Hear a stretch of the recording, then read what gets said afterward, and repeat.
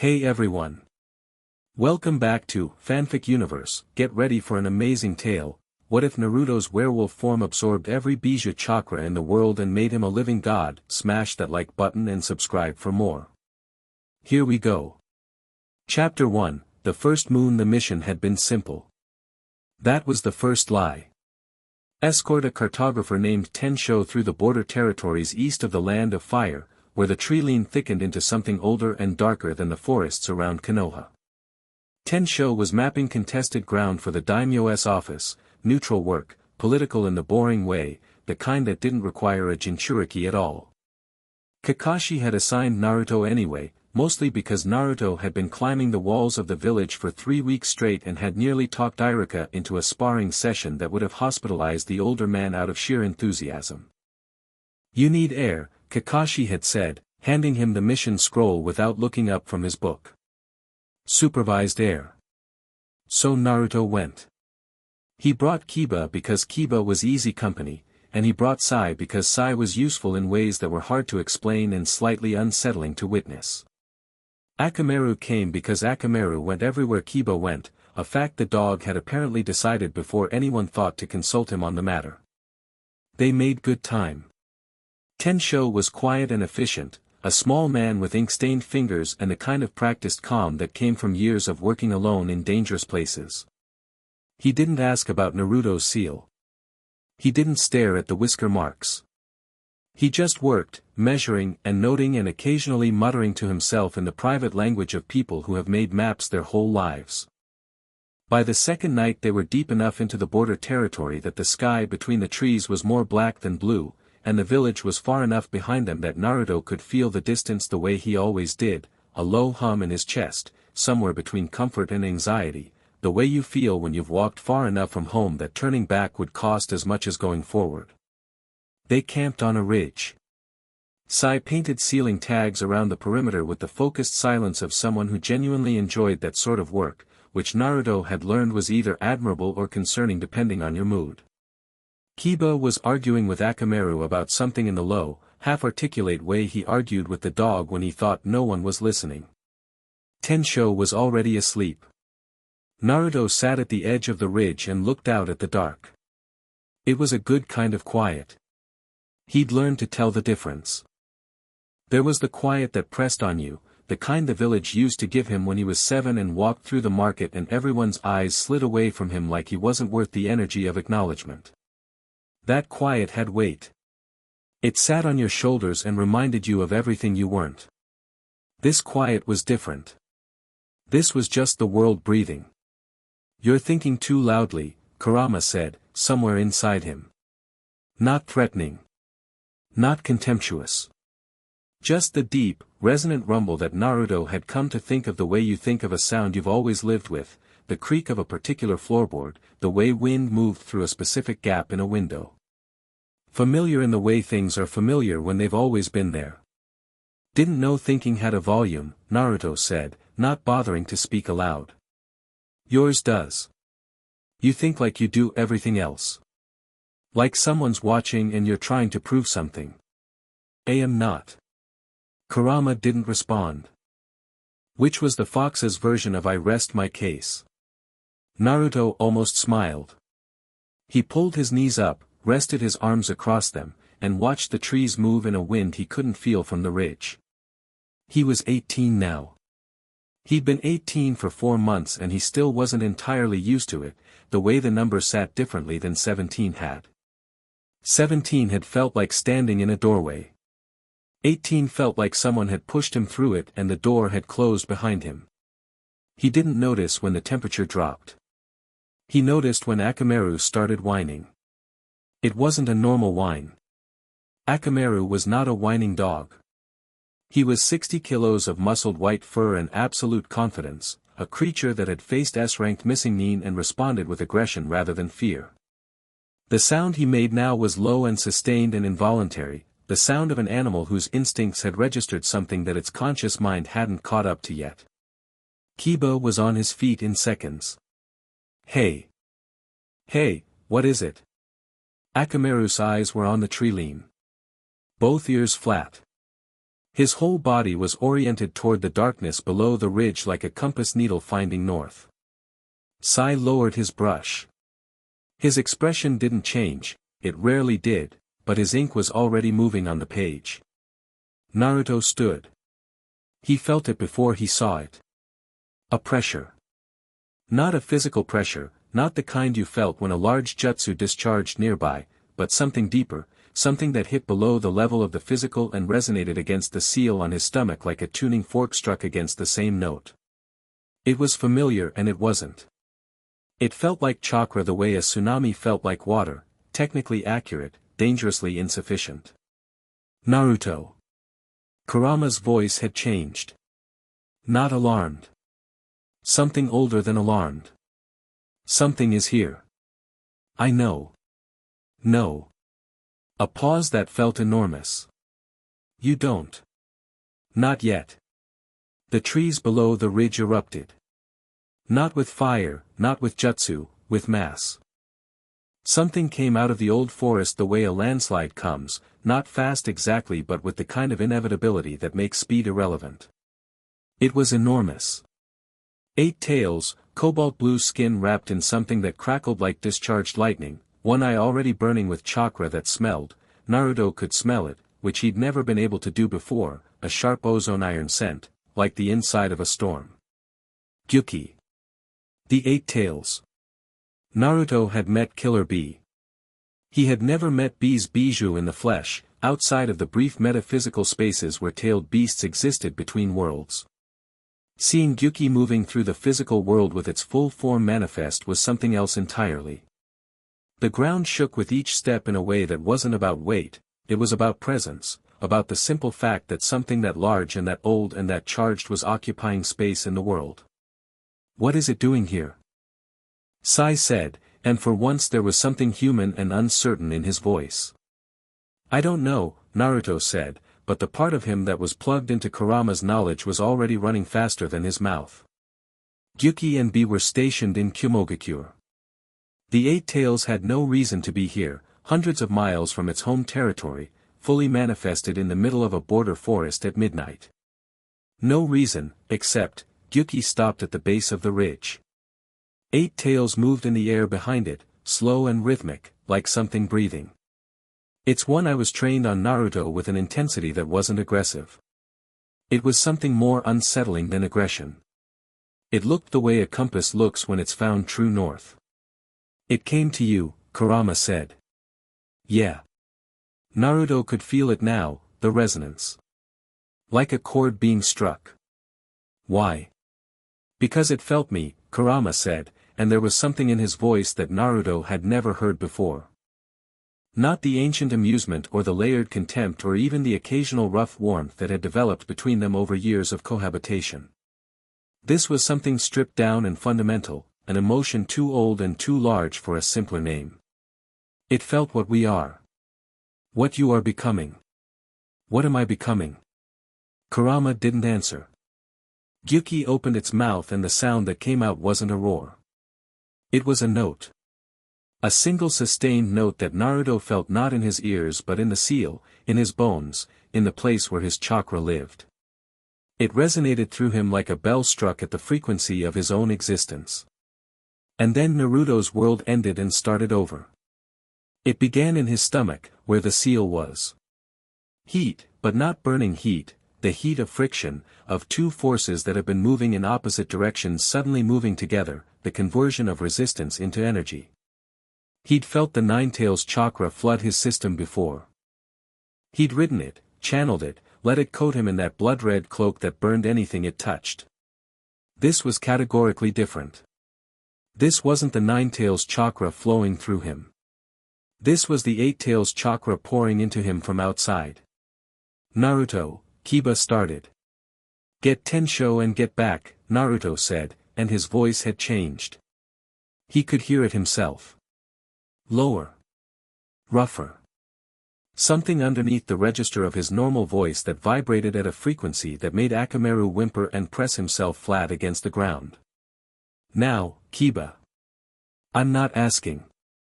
Kiba looked at him for 1 second, really looked, the way you look at someone when you're trying to decide if what you're seeing is what you think you're seeing, and then grabbed Tensho's sleeping form and moved. Sai didn't move. He looked at Naruto with those dark, ink-flat eyes and said, very quietly, "Should I document this?" Sai. Yes.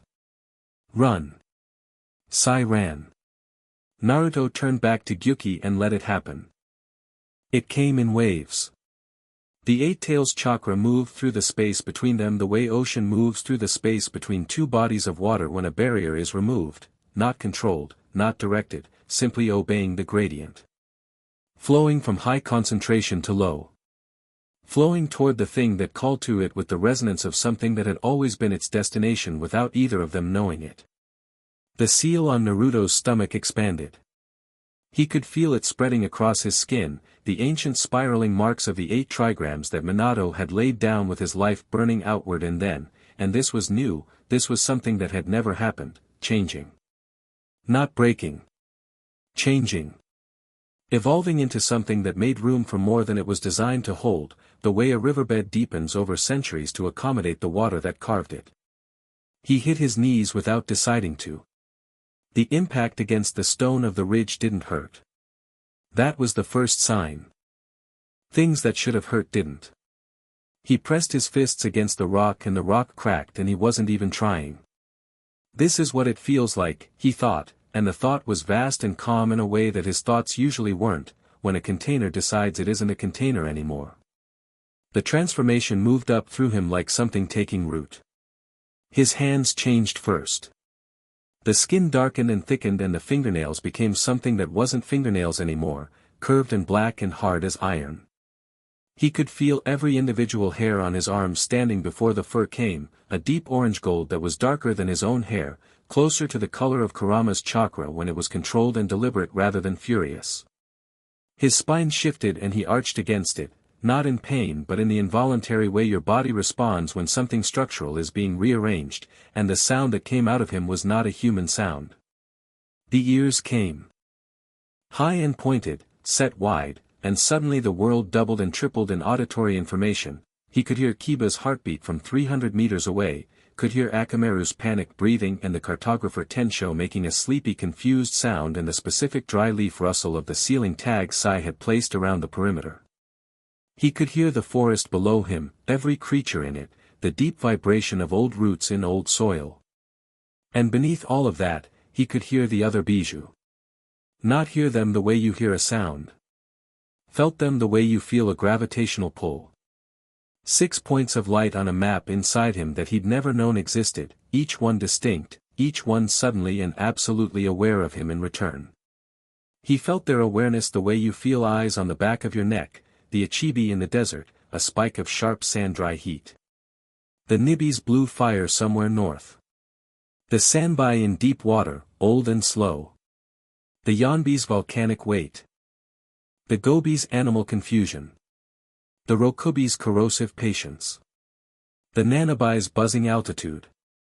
And at the center of all of it, vast and already laughing, Kurama. "We are the gravity," the fox said inside him, and for the first time the voice wasn't inside his head so much as it was inside his bones. "They can all feel the pull already, Kit. Every single one." The fur spread across his shoulders, across his back, and Naruto straightened to his full height. Except his full height had changed.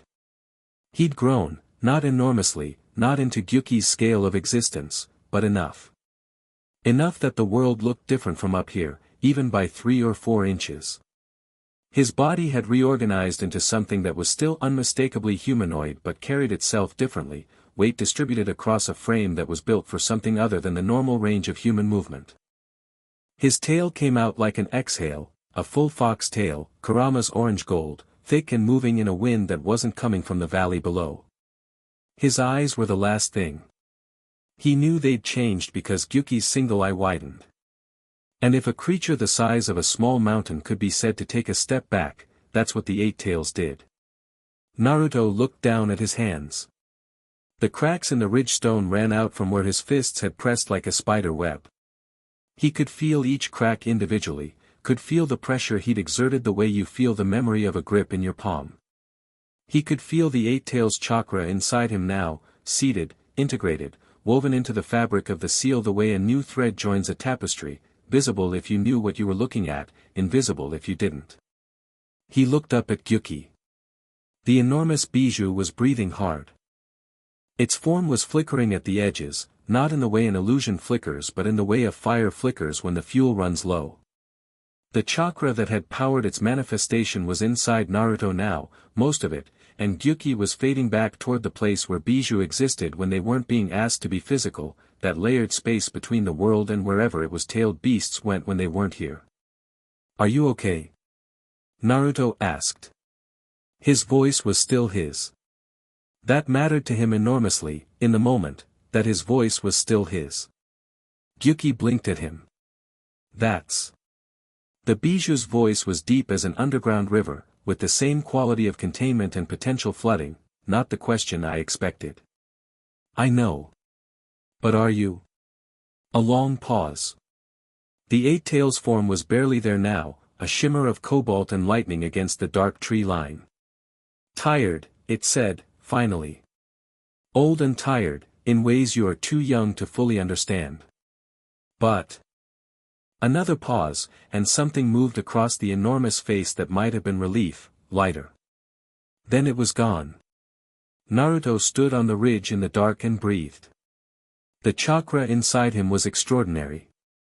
He'd had the nine tails his entire life and he'd always known, theoretically, that what he carried was vast. Kurama was the largest of the Bijuu, the most powerful, the endpoint of the tailed beast progression that ran from the one tail through all the way to 9. But carrying Kurama had always felt like having a river in your chest. What he had now felt like having an ocean and the storm system above it. He held his hand up and let a fraction of it out. Just a fraction. A barely conscious intention. The resultant chakra pulse flattened the trees at the edge of the ridge in a perfect radius of about 40 meters. They didn't fall, they bent away from him, slowly, like plants bending toward light except in reverse, bending away from something too concentrated to be comfortable. Naruto said. "Yes," Kurama agreed. He heard footsteps behind him, Kiba's specific gait, the heavier tread that meant he was trying to be quiet and failing because stealth was not Kiba's natural mode. "Naruto." Kiba stopped about 15 meters back. Naruto could hear his pulse. Elevated, but not panicked. That was something about Kiba, he had the heart of someone whose instincts had been calibrated to dangerous situations since childhood, and though he was afraid, the fear was organized, purposeful. It hadn't broken him into uselessness. "Naruto, what just happened to you?" Naruto turned around. Kiba stared at him. His dark eyes moved over the ears, the tail, the changed hands, the eyes that were presumably doing something worth staring at, and the general increase in presence that Naruto could feel radiating off himself the way heat radiates off stone that's been in the sun. "I'm still me," Naruto said. "I can see that." Kiba's voice was strained. "That's, actually the part I'm dealing with. Because you're clearly you, and you're also clearly," he gestured at Naruto's entirety, "this." "Yeah. Gyuki." "Yeah. You absorbed it. It's chakra. Gyuki is still. Gyuki. It's just." Naruto searched for the right word. "Resting. Resting," Kiba repeated flatly. "In me." Kiba looked at the flattened trees. He looked back at Naruto. He rubbed the back of his neck in the specific way that meant he was processing something and hadn't reached a conclusion yet. "We need to go back to Konoha," he said, finally. "Yeah." Naruto looked out at the dark valley below the ridge. He could feel the other Bijuu like 6 distant heartbeats. Pulling. Waiting. He didn't know if the pull was coming from them or from him. He suspected it was both. "Yeah, we do. Kakashi is going to lose his mind." "Kakashi never loses his mind." "Okay, his eye. He's going to lose his eye. The one he has left. It's going to fall out of his head and roll across the floor." Naruto almost laughed. The sound that came out was different than his usual laugh, it had undertones now, harmonics that his normal voice didn't carry, and the trees that had been bent away from him rustled as if responding to something. But underneath all of that, it was still his laugh. Still the sound he'd been making his entire life, the sound that had been his armor and his argument and his answer to everyone who'd ever told him he wasn't enough. Still his. "Let's pack up," he said. The journey back to Konoha took 2 days. Naruto spent most of it thinking, which was unusual enough that Kiba commented on it by the end of the first hour and then left it alone because Naruto's thinking face, combined with his new general bearing, communicated clearly that this was not the time for conversation. He was processing. Not the transformation itself, that had settled into him with a naturalness that was itself startling, like a piece of furniture that had always been in the room but that you'd somehow never noticed. He was processing what Kurama had said. "We are the gravity." The other Bijuu, those 6 distant presences, were still there. Not fading, not withdrawing. If anything, they were slightly more present than they'd been on the ridge, as if the absorption of Gyuki's chakra had strengthened the resonance rather than satisfying it. He mentioned this to Kurama on the second morning while Sai and Kiba broke camp. "Because it's not about Gyuki," Kurama said. "Gyuki was the nearest. But the process has started now, and a process like this doesn't stop in the middle. A lodestone doesn't choose which iron filings it attracts. I'm not a lodestone. No. You're considerably larger than a lodestone." A pause. "The Bijuu will come to you, or you will come to them. Gradually or quickly depending on distance and the strength of the pull. But all of it moves in one direction. And you knew this would happen."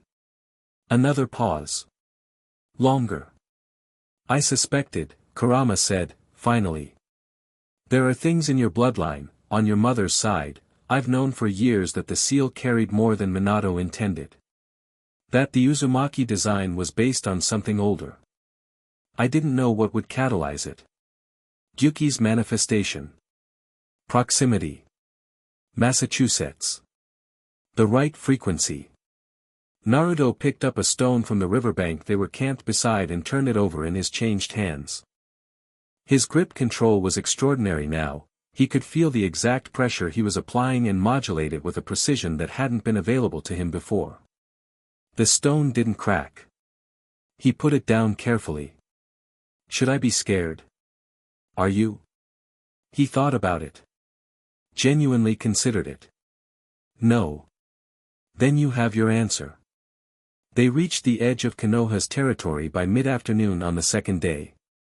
The forest gave way to farmland and then to the lower residential districts and then to the walls themselves, and Naruto watched the village come into view over the final rise the way he always did, with that specific compression in his chest that was love and belonging in something fierce that didn't have a clean name. The gate guard saw them coming from 100 meters out and the dynamic was immediately different. Not because of Kiba or Sai, who were recognizable in the normal way. Because of Naruto, who was also recognizable, the guards knew his face, knew the whisker marks, knew the ridiculous orange in his clothing palette, but who was also standing at 6 feet in a posture that hadn't existed in any of their briefings, with ears that caught the wind and eyes that caught the light wrong, carrying something in the air around him that made the nearest guard's hand move toward his weapon before his brain registered who he was looking at. Naruto watched the hand move. He didn't react to it. He just watched, and when the guard's brain caught up and the hand stilled and the man's face went through a very fast sequence of expressions ending at something that was half recognition and half reverence and entirely uncertain, Naruto nodded at him. "Hey, Mizuki," he said. Different Mizuki, a younger man who'd taken the name during the gap years. He knew everyone at the gates. "Can you send a message to Kakashi? Tell him I need to see him." "Yes sir," the gate guard said. Naruto walked through into Konoha. The village knew something had changed before anyone could have been told. That was the strange thing, the thing Naruto noticed in the minutes between entering the gate and reaching the administrative district. It wasn't that people panicked. It wasn't that they ran or hid. It was subtler than that, the way a room goes quiet when someone walks in who carries authority in their bones rather than their rank. Conversations paused. Not because of fear, though fear was present for some of them. More because of the same instinct that makes you stop and look when something large and luminous passes over you. A child pointed at his ears. He smiled at the child. The child waved back. He was in Kakashi's office in 20 minutes. Kakashi was behind his desk with Shikamaru on one side, presumably having been there for some pre-existing meeting, and a cup of tea that suggested he'd been warned in enough time to make tea, which meant the gate guard had sent a fast messenger. Kakashi's single visible eye moved over Naruto with the specific quality of assessment that Naruto had grown up under, the eye of someone who had seen too many extraordinary things to be easily impressed but who was currently being impressed against his will. Shikamaru, across the desk, looked like someone who had just been handed a math problem they couldn't immediately solve. His expression was calculating in the way that meant he was already 3 moves ahead on implications. "So," Kakashi said. "So," Naruto said. "Gyuki." "Yeah." Kakashi picked up his tea. "Put it down without drinking it. You absorbed the 8 tails chakra. It came to me.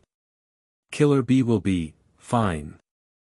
Naruto felt certain about this in a way that wasn't arrogance. It was the direct knowledge that what Gyuki had done was voluntary, an act of ancient will rather than theft.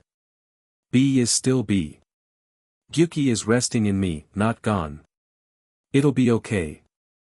Kakashi looked at him for a long moment. There was something in that single-eye assessment that moved through its usual layers of tactical evaluation and came out the other side into something more personal. Something that remembered a 12-year-old who'd failed the academy exam 3 times and cried about it in a way he thought no one had seen. "Are you okay?" Kakashi asked. Naruto blinked. Then he smiled, the real one, the one that used too many teeth. "Second person to ask me that today," he said. "Yeah. I'm okay." "Good." Kakashi picked up his tea again. "Then let's talk about what happens next, because Shikamaru has been making the face he makes when something is going to be very complicated and he's already annoyed about it." "To be fair," Shikamaru said, "the other Bijuu are already reacting. We started getting bird messages from Suna 40 minutes ago. Gaara says his sand is behaving oddly. The Kazekage wants to know if we know why." He looked at Naruto with those dark, heavy-lidded eyes. "We didn't. Now we do."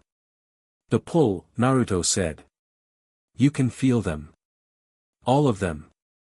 6 of them." He paused. "They can feel me too." Shikamaru was quiet for a moment. Then, "How troublesome." "You have no idea," Kurama said inside Naruto's head, and the 9 tails was definitely amused, deeply and thoroughly amused in the way that only something ancient watching something inevitable finally unfold can be amused. Naruto put his changed hands on Kakashi's desk and leaned forward and said, "Here's what I know," and then he told them everything. Outside the window of the Hokage's office, Konoha went about its evening, food stalls lit their lanterns, the academy children ran home in packs, the monument faces of the past Hokage stared serenely at the valley below. The village was the same village it had always been. The boy who had grown up in its cracks and alleys and who had sworn to protect every brick of it was telling the most important story he'd ever told inside its tallest building. But the 6 distant heartbeats in his chest were already slightly closer than they'd been that morning. And the moon, rising over the eastern mountains, was full and white and absolute. Chapter 2, The Pull the Bird from Kumogakure arrived at dawn, while the ink on Shikamaru's contingency notes was still drying. It wasn't a standard messenger hawk. Kumogakure sent their serious correspondence on black-feathered birds, heavy-bodied and fast, the kind that didn't stop for weather. This one had 2 scrolls tied to its leg, which was unusual, and when the night duty Chunin brought it upstairs to where Kakashi had been awake all night with Shikamaru and Naruto, the bird refused to land on anyone's arm except Naruto's. It just looked at the other extended arms, looked at Naruto, and went to him. Shikamaru watched this and added something to his notes. The first scroll was from the Reikage. A was not a man who chose words carefully, he used them the way he used lightning jutsu, fast and direct and slightly scorched at the edges. The scroll said, Gyuki is gone from B. B is alive and physically unharmed. B says Gyuki left willingly. I do not accept this explanation. Send Uzumaki to Kyumo immediately or expect a formal declaration of dispute. Below that, in different handwriting, clearly added after, please. B. The second scroll was from Killer B himself, written in rhyming verse that took Naruto 3 readings to fully decode, but which communicated essentially, my bro the fox wolf got the pull, the eight tails chose it, that's the rule, don't sweat it Rakage man, this was always part of the plan. There was a small drawing of a fist bump at the bottom. Naruto held both scrolls for a moment, then looked at Kakashi. He knew, he said. B knew. Or he's telling himself that to manage what happened to his partner, Shikamaru said. No. Naruto folded the scrolls. He knew. The same way Gyuki knew where to find me. There's something, he searched for the language, tapping one finger against the desk in the habit he'd had since childhood when he was thinking, underneath all of it. Like something that was always supposed to happen finally deciding to happen. Kakashi was quiet. He'd been quiet a lot through the night, which for Kakashi meant he was thinking hard about more than one thing at once. There are records, he said, finally. In the restricted archive. Writings from Hagoromo's era, the Sage of Six Paths. About what happens to tailed beast chakra when the conditions are right.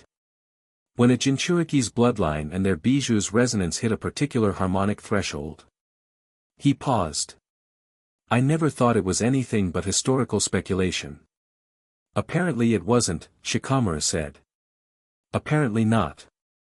Naruto stood up, stretched, and the movement was easy in a way it hadn't been 2 days ago. His body had finished whatever reorganization the transformation had begun and had settled into its new configuration with the comfort of something that had always been waiting to fit.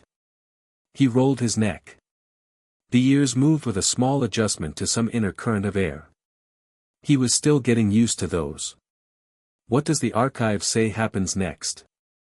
Kakashi and Shikamaru exchanged a look. The shinobi god, Kakashi said, and the words landed in the room with a weight that none of them had been prepared for at dawn on No Sleep. That's what the texts call it. It's mentioned in 3 separate documents from 3 separate eras, which means someone kept writing it down, which means whoever witnessed it believed it. He looked at Naruto steadily. A vessel that completes the circuit. All 9 Bijuu's chakra channeled through a single host. The texts describe it differently each time, a wolf, a burning figure, a being that walks between the human world and the Bijuu plane simultaneously. He stopped. They all agree on one thing. What? That when it happens, the world reorganizes itself around the person at the center. Not metaphorically. The room was very quiet. Cool, Naruto said. Shikamaru pinched the bridge of his nose. I'm serious, Naruto said. I mean, okay, I understand that's terrifying from a political standpoint and I can see you already drafting memos in your head, Shikamaru, but from where I'm standing? I already had the biggest Bijuu on the planet living in me. The number going from 1 to 9 doesn't change the fundamental situation. It changes the scale of the situation by roughly, Shikamaru started. I know. Naruto wasn't being dismissive. His voice was even, grounded, the voice of someone who had already done the calculation and come out the other side. I know it does. But the power isn't the problem. It never has been. The question is what you do with it, and I know the answer to that one. He picked up B's scroll again, looking at the little drawing at the bottom. I'm going to visit all of them. Silence. The Bijuu, he said. And their Jinchuriki. I should do this right.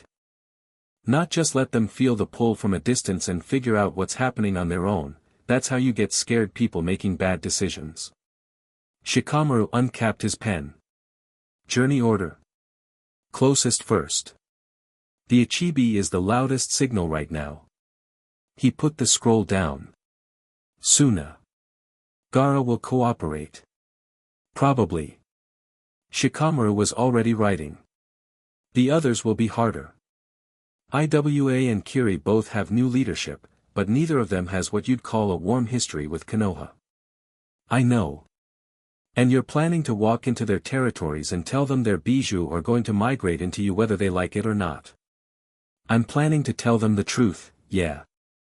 Shikamaru looked up. There was something in his face that moved between concern and a very reluctant admiration. You understand the political implications of what you're describing.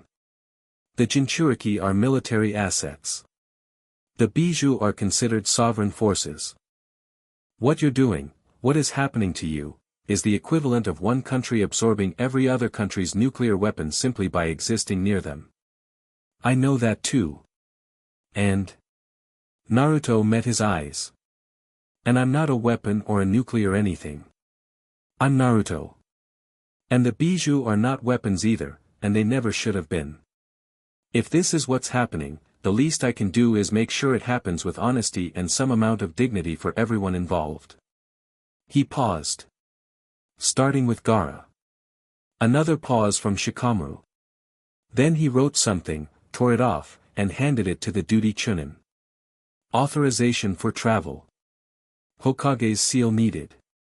Kakashi had the seal out before Shikamaru finished the sentence. Naruto left Konoha 3 hours later, after a conversation with Hinata that he had not been looking forward to and which turned out to be better and harder simultaneously than he'd expected. She had come to find him at his apartment while he was packing, which told him the news had moved through the village faster than he'd thought. Hinata moved through his door with the particular quality of someone who has decided on a course of action and committed to it completely, the quiet courage that had always been more genuine and durable than the louder kind. She looked at his ears and his tail and his eyes with their changed light, and she didn't flinch, which said everything about Hinata that had always needed saying. You're leaving, she said. This morning. She nodded, taking in the open pack on the floor, the scrolls, the deliberately minimal preparation of someone who no longer needed to pack for contingencies the way a normal shinobi did, because most of the contingencies had become irrelevant. How long? I don't know. As long as it takes. She was quiet for a moment. Then she crossed the room and put her hand flat against his chest, over where the seal was, and her chakra sense was good enough that he knew she could feel the Eight Tails' presence in there alongside Kurama's, a doubled warmth that had changed the rhythm of his heartbeat into something that was technically still a heartbeat but that a medical examiner would have questions about. Does it hurt? She asked. No. Does it feel like you? He covered her hand with his. His changed hand, dark-tipped and different, and she didn't pull away. It feels more like me than anything I've ever felt. Hinata looked up at him. Her eyes were the pale, ringed lavender of the Byakugan in its resting state, not activated, just present, seeing him the way she always had, which was thoroughly and without the filters most people applied. Then go, she said. Do what you need to do. She squeezed once, pulled her hand back, stepped away with the efficiency of someone who will fall apart privately and thoroughly and who will not do it in front of the person they love because they consider that a gift they can give. Come back. Always, he said. She was gone before he finished packing. He made the trip to Suna in 6 hours, which should have taken 2 days. The speed was not something he'd tested deliberately. He'd simply moved at the pace that felt natural and arrived to find the sun in a very different position than it had been when he started. The landscape of the land of wind spread below him from a ridge above the desert basin, rust-colored and heat-shimmered and vast, and Gaara's village was a cluster of sandstone and color at its center. He'd sent a hawk ahead from the road. Gaara was at the gate. They hadn't seen each other in several months, but the dynamic between them was the kind that didn't require maintenance. It had been forged in a moment that neither of them would forget, the moment at the end of the Chunin exams and its aftermath, the fight and what came after the fight, the conversation in the sand while Gaara held his own newly awakened sense of self with the careful grip of someone who had just found it and wasn't entirely sure it was real. They were bound by what they were and what they'd chosen to become from it. Gaara stood at the Suna gate and looked at Naruto the way he looked at most things, with those pale green eyes and the deliberate stillness of someone who had learned that stillness was power long before he understood why. Your ears are new, he said. Yeah. And Shikaku, Gaara stopped. His eyes unfocused for a moment, the specific unfocus of a Jinchuriki turning their perception inward. Shikaku is louder than normal. Agitated. I know. That's why I'm here. Naruto stepped closer. He can feel me, Gaara. The same way Gyuki did. It's going to, he wants to go, Gaara said. Quiet. Flat. The tone of someone reporting a fact rather than experiencing an emotion. Then, less flat, Shikaku wants to go to you. They went inside the village, to Gaara's office, which was exactly what you'd expect from Gaara, stark and functional with a single window that looked out over the desert and a desk that was organized in the way of a mind that could not tolerate disorder because disorder in Gaara's history had meant catastrophe. His aide, a young woman named Pakura who had the perpetually slightly harassed look of someone working directly under a kage, brought tea she hadn't been asked for and withdrew with the instinct of someone who understood when a room needed fewer people. Tell me, Gaara said, sitting across from Naruto, the tea cooling between them untouched. Naruto told him. Everything, in order, from the ridge to the archived texts to the morning's diplomatic storm. He talked without embellishment and without minimizing, the way you talk to someone who you respect enough to give the full picture even when parts of the picture are not reassuring. Gaara listened without interrupting, which was a quality Naruto had always respected in him. The man listened the way he considered everything, completely. When Naruto finished, Gaara was quiet for a long moment. Outside, a desert wind moved against the window. Shikaku never wanted to be inside me, Gaara said, eventually. I never wanted to be what I was. We were forced into each other by people who treated us both as instruments. He looked at Naruto. If what you're describing is true, if the Bijuu are choosing this, if Gyuki's departure was voluntary, then I should be angry about it. As Kazekage, I have political reasons to object, to align with the other villages, to treat this as a security crisis. I know. But I'm also not only the Kazekage. Gaara's pale eyes moved to the window. I'm also the person who spent 15 years as a container, the way you did. And if Shikaku wants to rest, a pause, something moving briefly across that controlled face, if the old sand demon who made my childhood what it was wants to finally be done, he stopped again. Is that selfish? Being relieved about it? No, Naruto said, and he meant it with everything he had. No, Gaara. That's the most honest thing you've said. A long silence. Then Gaara said, do it here. Not in my office. The desert. He stood. If Shikaku is going to leave, it should have the sky. They went out past the western wall to where the desert opened up and the city was just a suggestion of color behind them. The sun was high and the sand was blinding white at the center of its glare and heat gold at the edges. Gaara stood in it without squinting, which had always been one of his qualities. He was native to this landscape in some fundamental way that went beyond where he'd been born. It happened differently from Gyuki. Shikaku didn't manifest fully. There was a shimmer in the air, a pressure that smelled like fine dry sand and something beneath it that was older and more complex, the specific psychic signature of a Bijuu that had been through more than most. Naruto felt the pull from inside the moment it triggered, a single-tailed resonance, harsh and bristling, unwilling even now to be graceful about anything. Uzumaki, said a voice that was whined through a cracked canyon wall. Shikaku, Naruto said. I am not doing this because I like you. I know. I'm doing this because Kurama is in there, and if that arrogant nine-tailed catastrophe has decided this is where we're all supposed to end up, then I refuse to be last. Despite everything, Naruto laughed. Honestly, fair.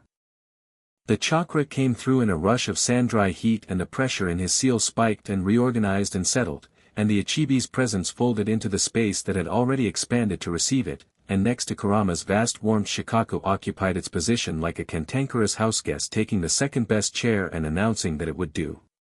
Gaara stood in the sand and breathed. Naruto watched him. After a moment, Gaara put one hand over his stomach where the seal had been, touching the place where Shikaku had lived. His face was, not empty. The opposite of empty. Full in a new way, the way a room looks when something has been removed from it that was taking up space and light and now there is more of both. Strange, Gaara said. Yeah. I feel lighter. Gyuki said the same thing. Gaara looked at him. How many more? 6, Naruto said. After you. Then you should go. Gaara's voice was the same as always, measured, spare, but something in it had shifted almost imperceptibly, some subterranean layer of tension that had always been there going quiet for what might have been the first time. And Naruto. He paused. The other villages will not all be as straightforward as this. IWA, in particular. I know. They will try to stop you. They can try. Gaara studied him for a moment, and something that might have been the ghost of a smile crossed that controlled face. Yes, he said. I suppose they can. He turned back toward the city. I'll send ahead to my diplomatic contacts. It won't solve anything, but it will give you marginally better footing when you arrive. You don't have to, I know. The ghost smiled again. I'm choosing to. Naruto watched him walk back toward Suna until the desert shimmer made the figure hard to distinguish from the heat itself. Then he turned north and felt the next signal, the Nibi, cold blue fire somewhere past Kumo's mountain borders, and started moving. He was 3 hours out of Suna when Sasuke found him. Not by coincidence. Sasuke did not do coincidence, he did reconnaissance and calculated intercept angles and appeared where he appeared because he had determined precisely where that needed to be. He was sitting on a boulder at the edge of the desert's northern boundary, where the sand gave way to scrubland and eventually to the first low foothills of the continent's central range, arms folded, Rinnegan eye open and clearly having been used for a significant amount of tracking. He looked at Naruto the way he looked at everything, like a problem he was considering from multiple angles simultaneously. You look different, he said. I know. The ears specifically are something I'll need time to process. Take your time. Sasuke stood, dropped off the boulder, and fell into step beside him, not behind him, not ahead. Beside. This had been their dynamic since they were 12 and it hadn't changed, the specific geometry of two people who refused to acknowledge a hierarchy and had built a friendship on the refusal. Shikamaru's messenger found me in the south. I've been reading the archive texts he referenced. And? The shinobi god texts are real. I verified 2 of them against separate Uchiha records from Madara's era. He documented a theoretical framework for what the texts described. He was trying to engineer it deliberately. Sasuke's voice was entirely even. He never figured out the catalyst. The bloodline, Naruto said. The Uzumaki resonance, combined with the 8 trigram seal variant your father used, combined with the Kurama symbiosis you've spent years developing. He was missing all 3 variables because he didn't understand that it couldn't be forced. Sasuke paused. It had to grow. Naruto looked at him. You're not going to try to stop me. No. Flat. Matter of fact. Why would I? The other villages will panic. That's their problem. Sasuke glanced over, and in the afternoon light his eyes, the Sharingan in one, the Rinnegan in the other, had a quality that was as close to fond as Sasuke got, which was not very close on any objective scale but which Naruto could read after a lifetime of practice. You're not a threat, you're an inevitability. I don't fight the weather. You fought a lot of weather, historically. I was younger and had worse judgment. Naruto almost smiled. So what are you doing out here? Walking with you, Sasuke said, as if this were the most obvious answer available. I'm covering ground fast, Sasuke. The kind of fast that, I noticed. I'll keep up. Naruto looked at him for a moment. Sasuke met the look with the particular steady confidence of someone who had made a calculation, confirmed it, and was not open to renegotiation. The Rinnegan, Naruto knew, had abilities that made distance a different kind of problem than it was for most people. He shrugged. All right. They moved north through the scrubland as the sun dropped toward the western hills, two people who had spent their entire lives as each other's point of reference, navigating a world that had just gotten considerably stranger and larger around them, side by side in the way that had always been their default even when everything else between them was complicated. "What does it feel like?" Sasuke asked, around the first hour. "To Bijuu." "Yes." Naruto considered. "You know that feeling when you've been somewhere loud for a long time and then you go somewhere quiet and the quiet feels like a physical thing? It's the opposite of that. It's like, every frequency you didn't know existed is suddenly audible. Like the world got bigger, except the world didn't get bigger. You just got better at perceiving it." Sasuke was quiet for a moment. "And Kurama?" "Still himself. Louder, maybe. Happier than he'll admit." Inside him, Kurama made a sound that was definitively not an admission of happiness. The Bijuu aren't crowding each other. They each have their own space. Inside the seal. Like a building with a lot of rooms. "How many rooms does the building have?" 9, Naruto said. "And 2 are occupied." Sasuke said nothing to this. But his pace adjusted slightly, and after a moment he said, with that characteristic quality of someone offering information because it is strategically relevant and not because they have any interest in demonstrating care, "I have Susanoo. If anything on this journey requires a partner." "I know. I'm not saying I expect it to. I know that too." A pause. "Good." They camped in the foothills that night, and Naruto sat up late again while Sasuke slept with the trained efficiency of someone who could fall completely in under a minute and wake in under 2 seconds. The fire between them was small, more habit than necessity. Naruto wasn't cold anymore, hadn't been since the transformation, his body running at a temperature that made winter largely academic. He sat with his knees up and his tail curled around himself and listened to the 6 remaining heartbeats. The Nibi was restless.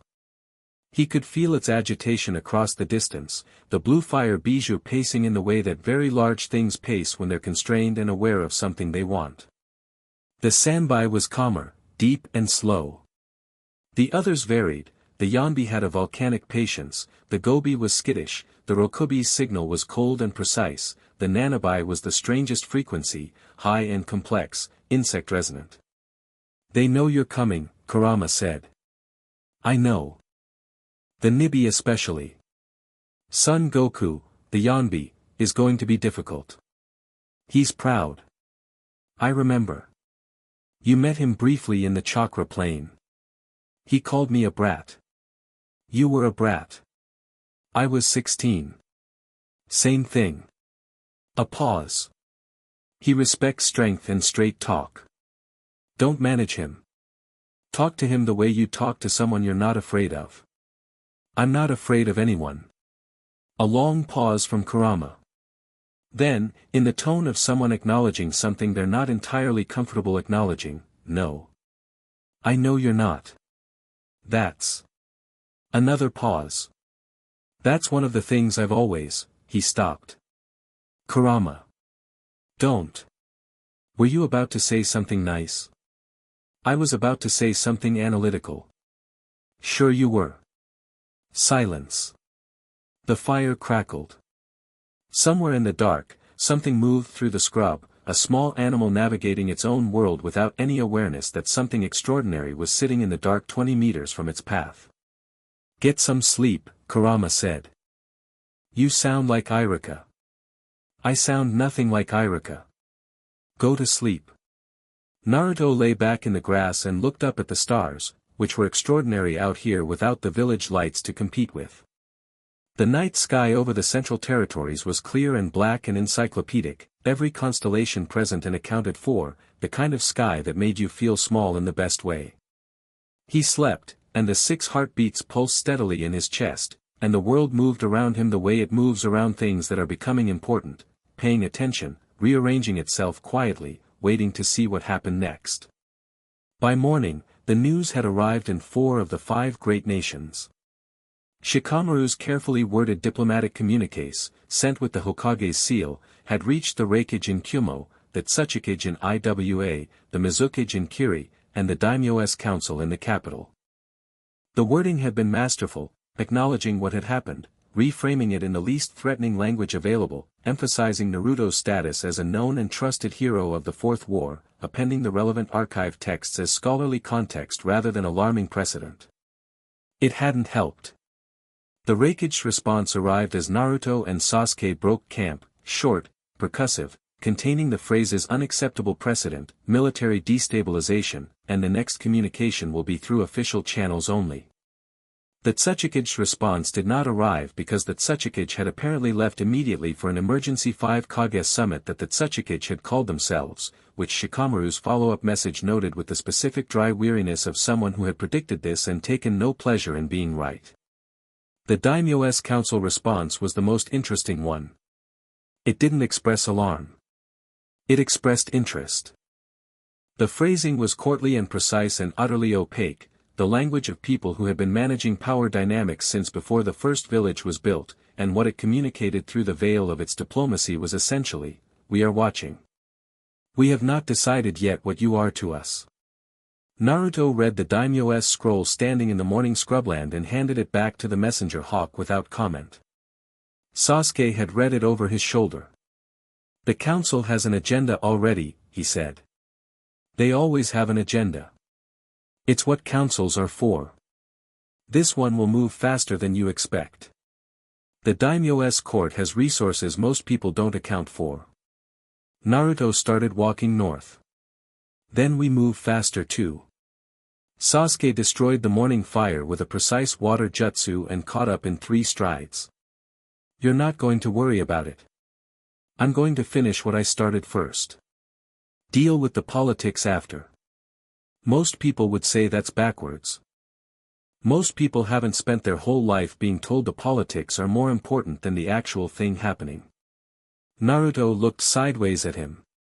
"Besides, you know what the best argument against political opposition looks like?" Sasuke raised an eyebrow. "Standing in front of them." Naruto smiled, full and unguarded and illuminated by something that was partly Kurama's warmth and partly his own, the two no longer particularly distinguishable. Completed. Above them, the sky was the hard bright blue of morning at altitude, and ahead of them the mountains of the central range were still purple with distance. 6 Bijuu waited at 6 compass points. A summit of frightened leaders was convening somewhere to argue about what to do about a situation that was already well past the stage where arguing about it would help. And in the Daimyo's court, a man with very careful eyes was reading a very old text and writing a very careful letter to someone who had not been alive for a very long time. Naruto walked north into the morning, and the ground was light under his feet, and the pull was strong, and he was not afraid. Chapter 3, The Pilgrim of Power. The Nibi found him before he found her.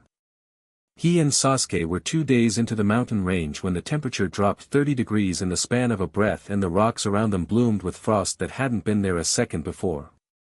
Not ice, frost, delicate and immediate, the kind that forms on glass in winter when the world outside is warm and the surface is cold enough to pull moisture from the air.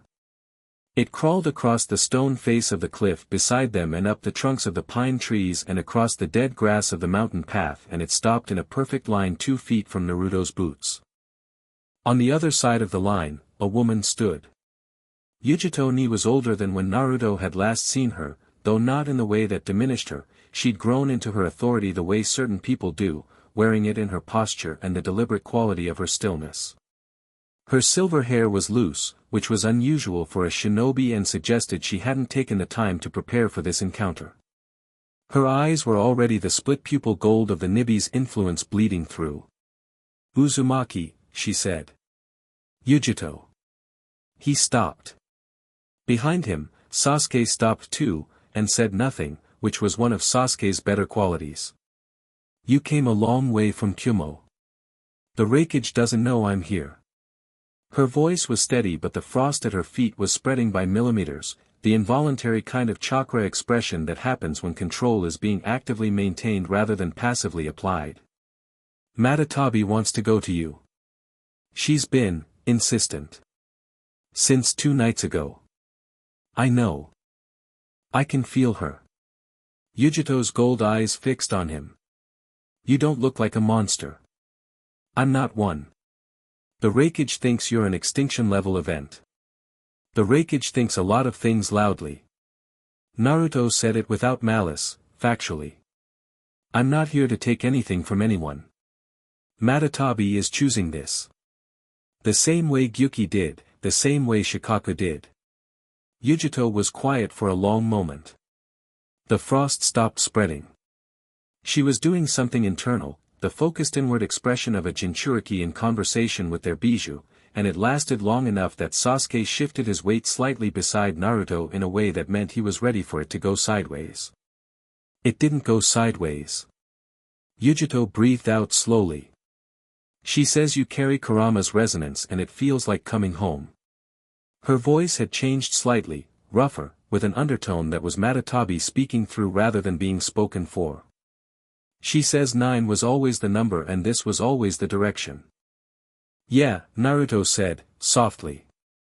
Yeah, that's what they all say. She also says, Yujito stopped. Something moved across her face, private and complex, the expression of someone receiving information they hadn't expected and don't know yet what to do with. She says thank you. For the way you've been treating them. The other Bijuu. She says Shikaku told her you asked if Gyuki was okay. The frost had completely stopped. The air between them was cold and still. They talked to each other? Naruto asked. Apparently they've been talking to each other for years. Through the dream space, through the Bijuu plane. We just weren't always aware of it. Yujito's hands, which had been held slightly out from her sides in the unconscious ready stance of someone who might need to act, came down. Do it here. I don't want to go back to Kyumo with it half done and the Raikage watching. Her chin came up. Here. In the mountains. Where it's just us. Naruto nodded. Matatabi came the way blue fire comes, sudden and complete, no intermediate state between not there and there.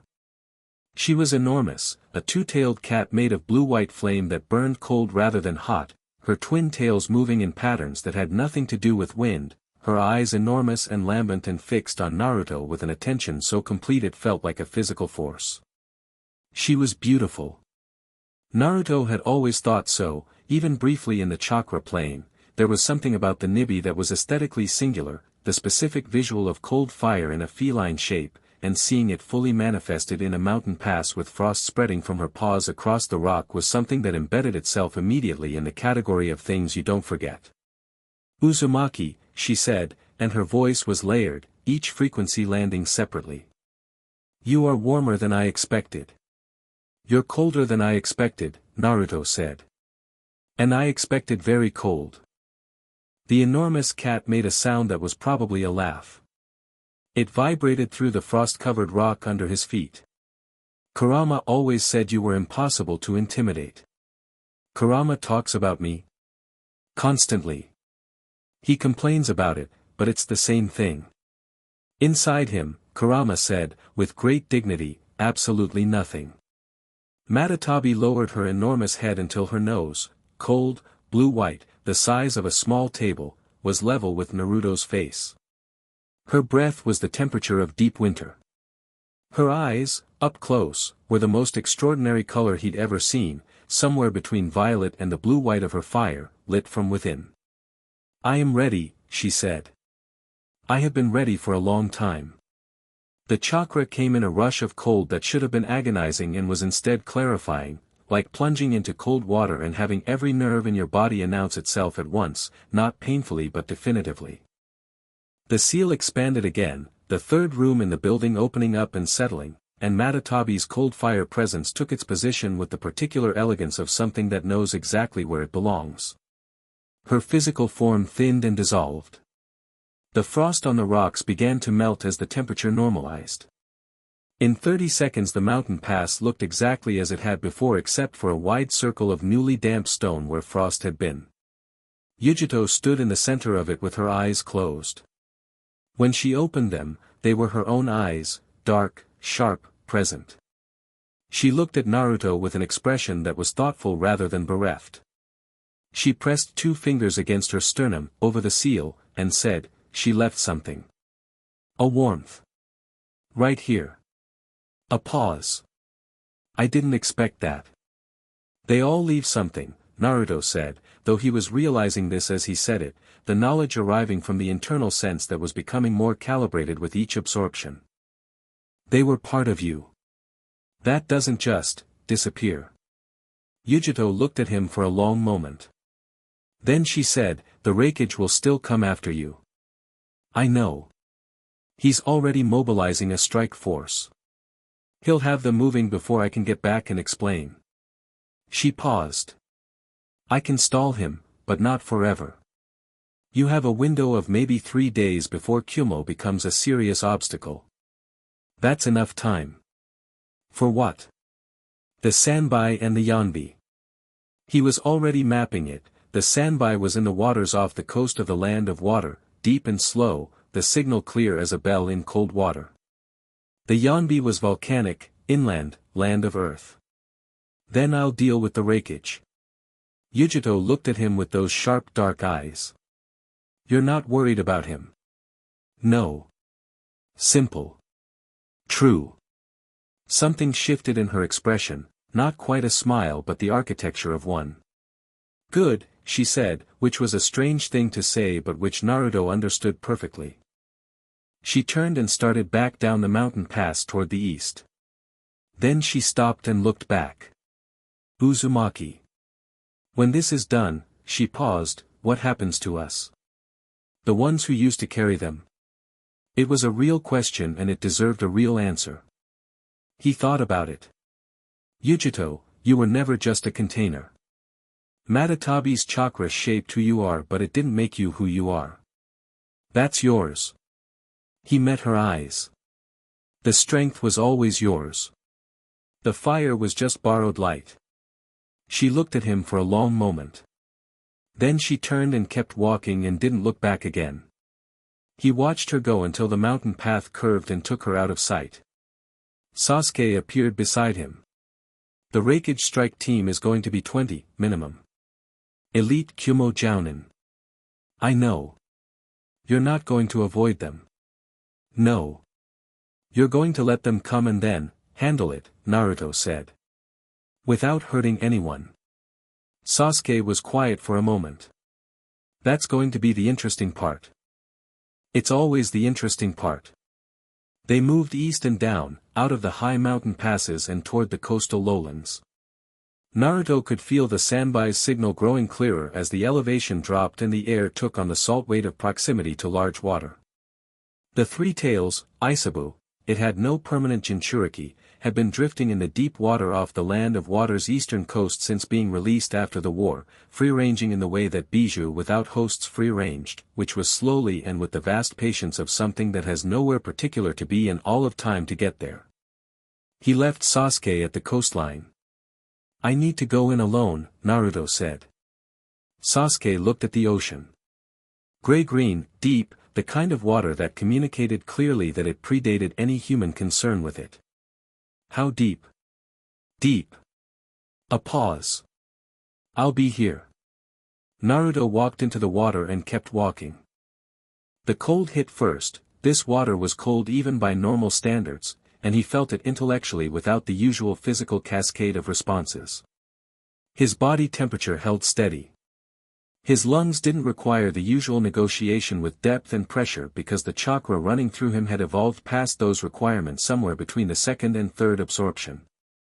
He walked until the seafloor curved away beneath him and the light went from gray-green to blue-gray to a deep blue-black, and then he pushed off the bottom and moved through the water the way he moved through air now, without effort, without friction, with the straightforward intention of something that has stopped asking permission from physics. Isabu was 100 meters down in a bowl of rock and cold current. The 3 tails was not beautiful the way Matatabi was beautiful.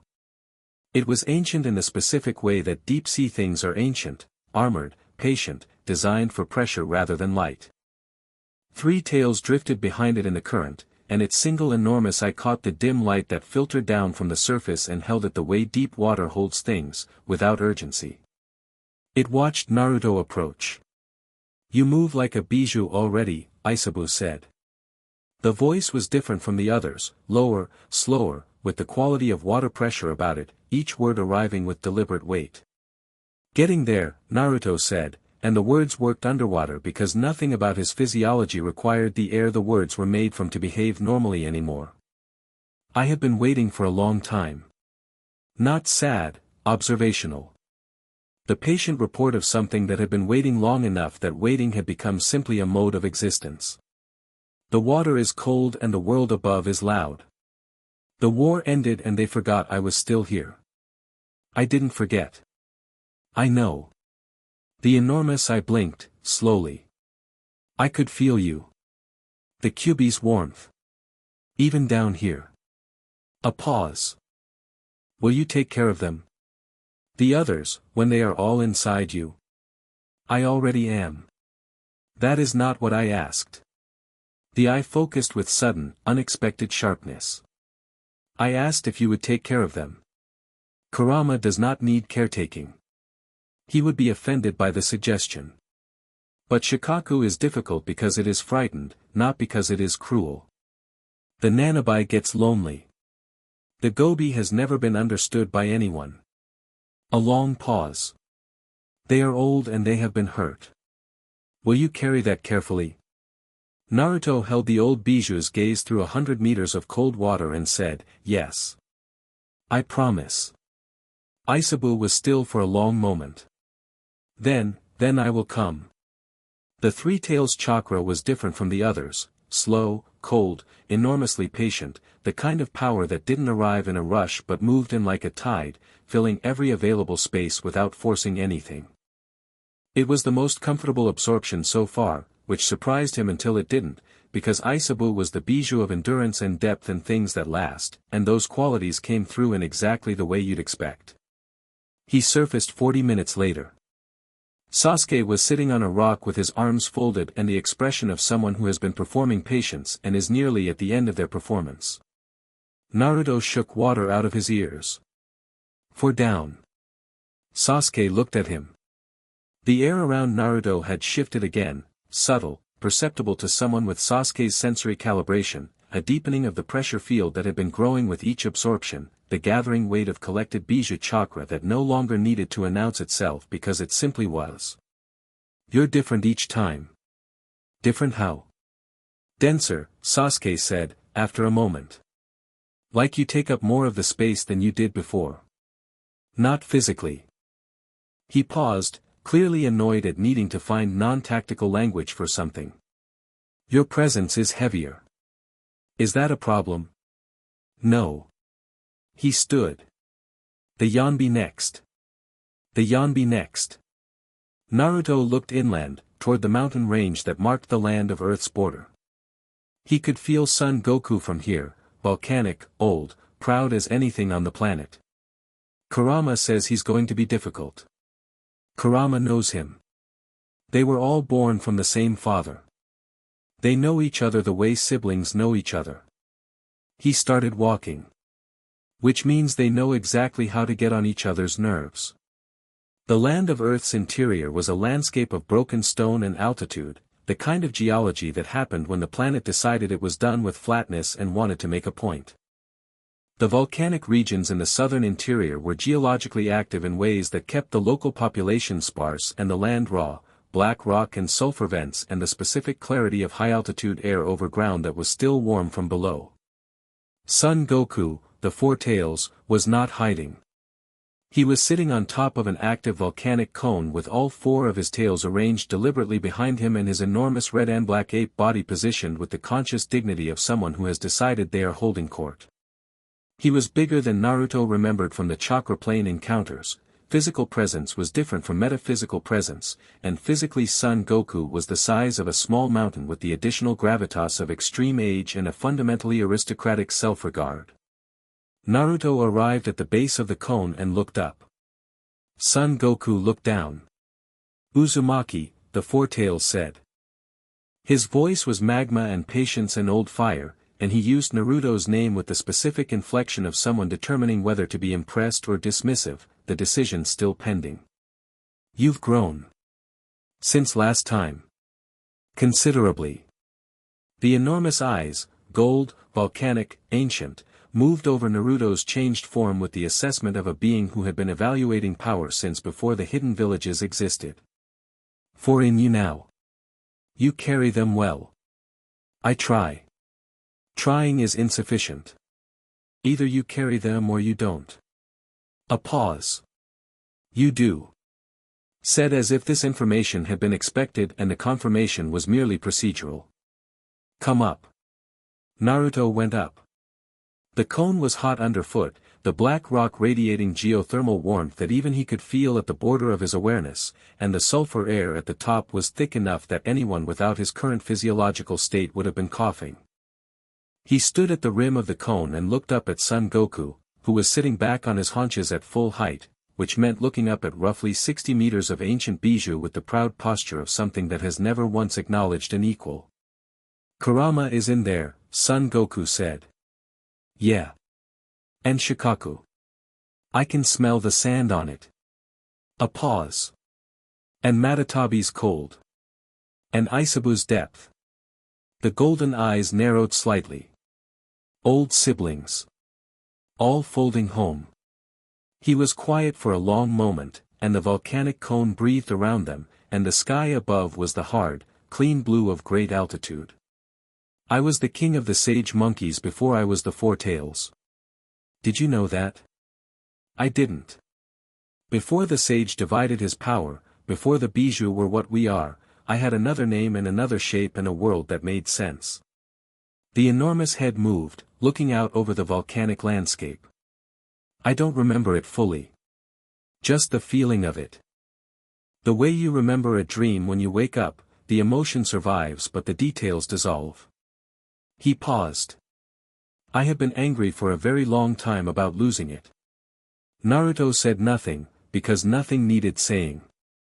The anger is tiring, Son Goku said.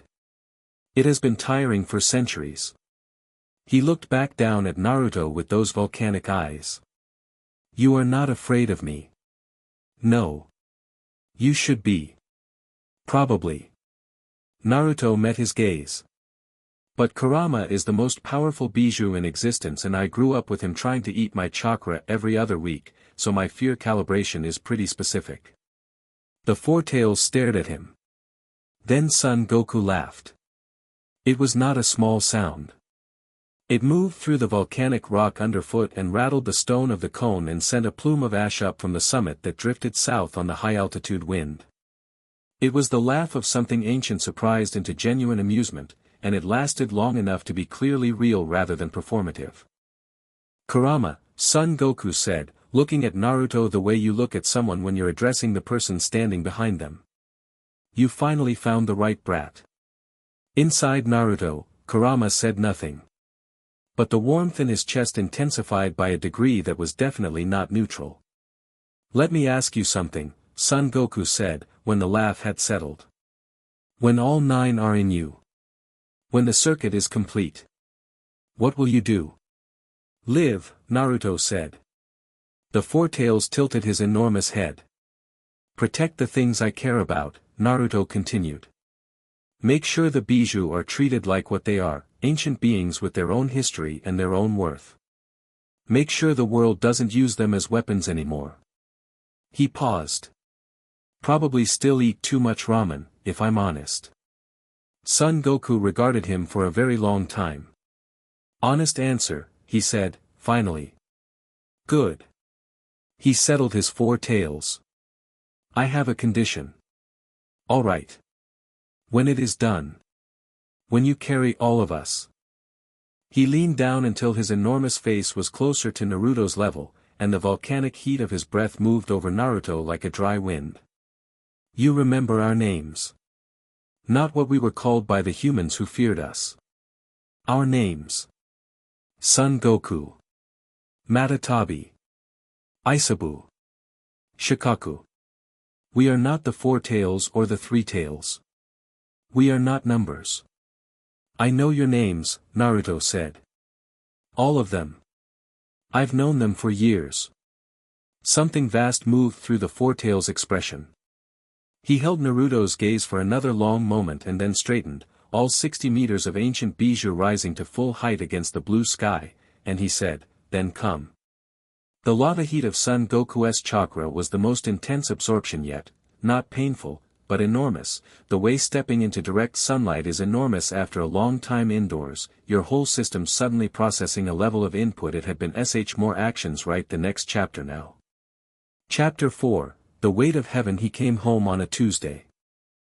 That detail mattered to Naruto in a way he couldn't fully explain, not a significant day, not a holiday or an anniversary or a date anyone would circle on a calendar. Just a Tuesday, the village doing its ordinary Tuesday things when he walked through the eastern gate in his complete wolf form because he'd decided somewhere in the last hour of forest that there was no reason to walk in as anything other than what he was. The gate guards were different from the morning shift he'd spoken to 3 days ago. These were evening guards, a young man and a woman barely out of the academy, and they saw him coming from a long way off and neither of them reached for their weapons. The young man straightened. The woman's mouth opened slightly and then closed. They both stepped aside. Naruto nodded at them. "Evening." Evening, sir," the young man said. "Sir." That was new. He walked into the village. The effect moved ahead of him in waves, the way ripples move from a stone dropped into still water. People turned. Conversation stopped and then restarted in lower registers. A group of academy students on an evening run with their teacher stopped in a cluster and stared with the uncomplicated open awe of children who haven't yet been taught to moderate their reactions to extraordinary things. The teacher's hand went out instinctively to keep them from getting closer, then came back down, because the chakra reading anyone with sensitivity could feel from Naruto was not threatening, it was vast and it was warm and it was, recognizably, him. The whisker marks were still there.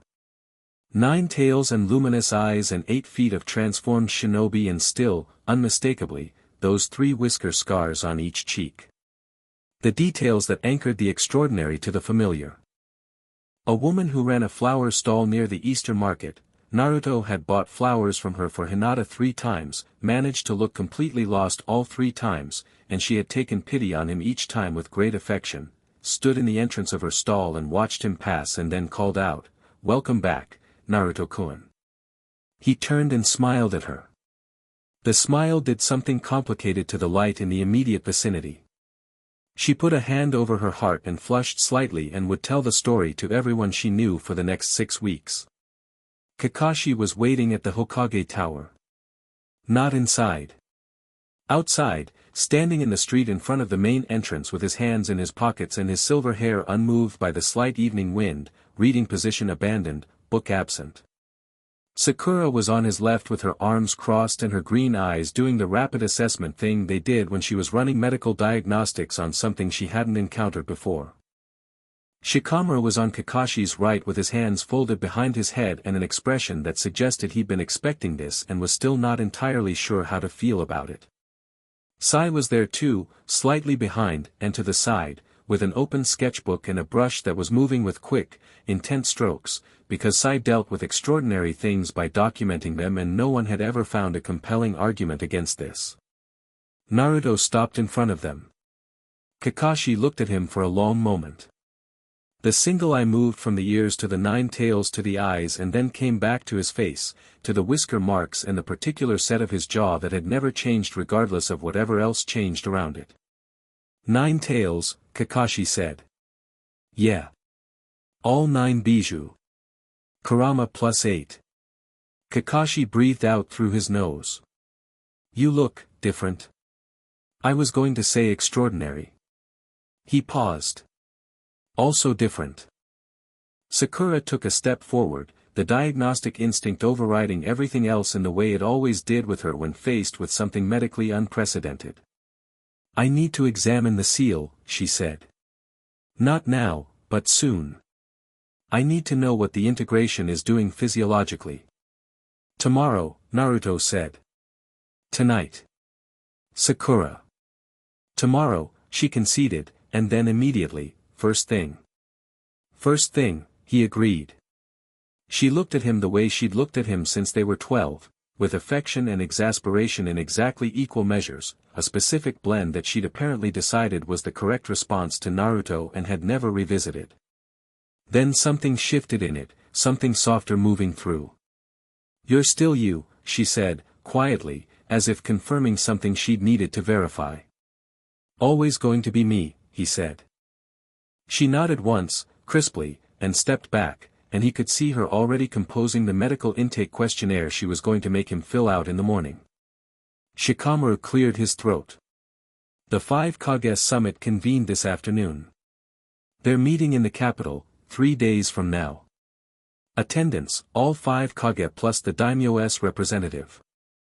I figured. The agenda is nominally about Bijuu's stability and regional security. Shikamaru's dark eyes were level and direct, carrying the information cleanly.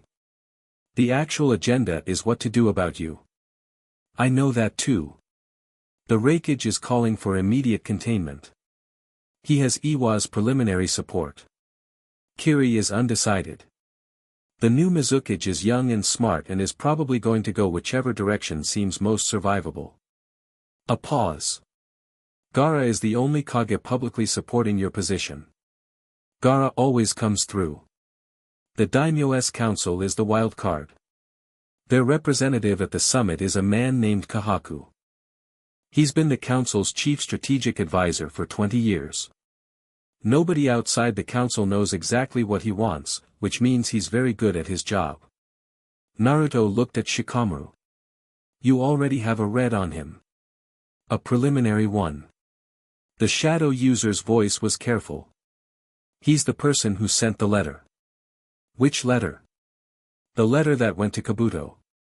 The name landed in the evening air like something thrown hard against stone. Naruto was very still for a moment. Around him, the 9 tails had stopped their ambient movement. Kabuto is dead. Kabuto was sealed. Shikamaru's voice didn't change. There's a difference, and someone with access to old war records and the council's resources would know it. The letter went out 3 days ago, the morning after your first transformation. We intercepted a copy through an informant. He reached into his vest and produced a folded piece of paper. The relevant section is the 3rd paragraph. Naruto took it. Read it.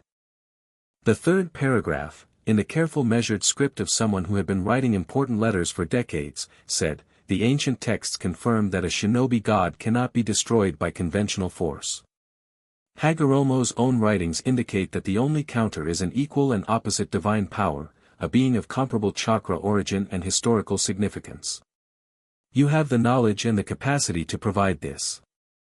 We require your services in the matter of preparation only. The action itself will be taken by another. He folded the letter.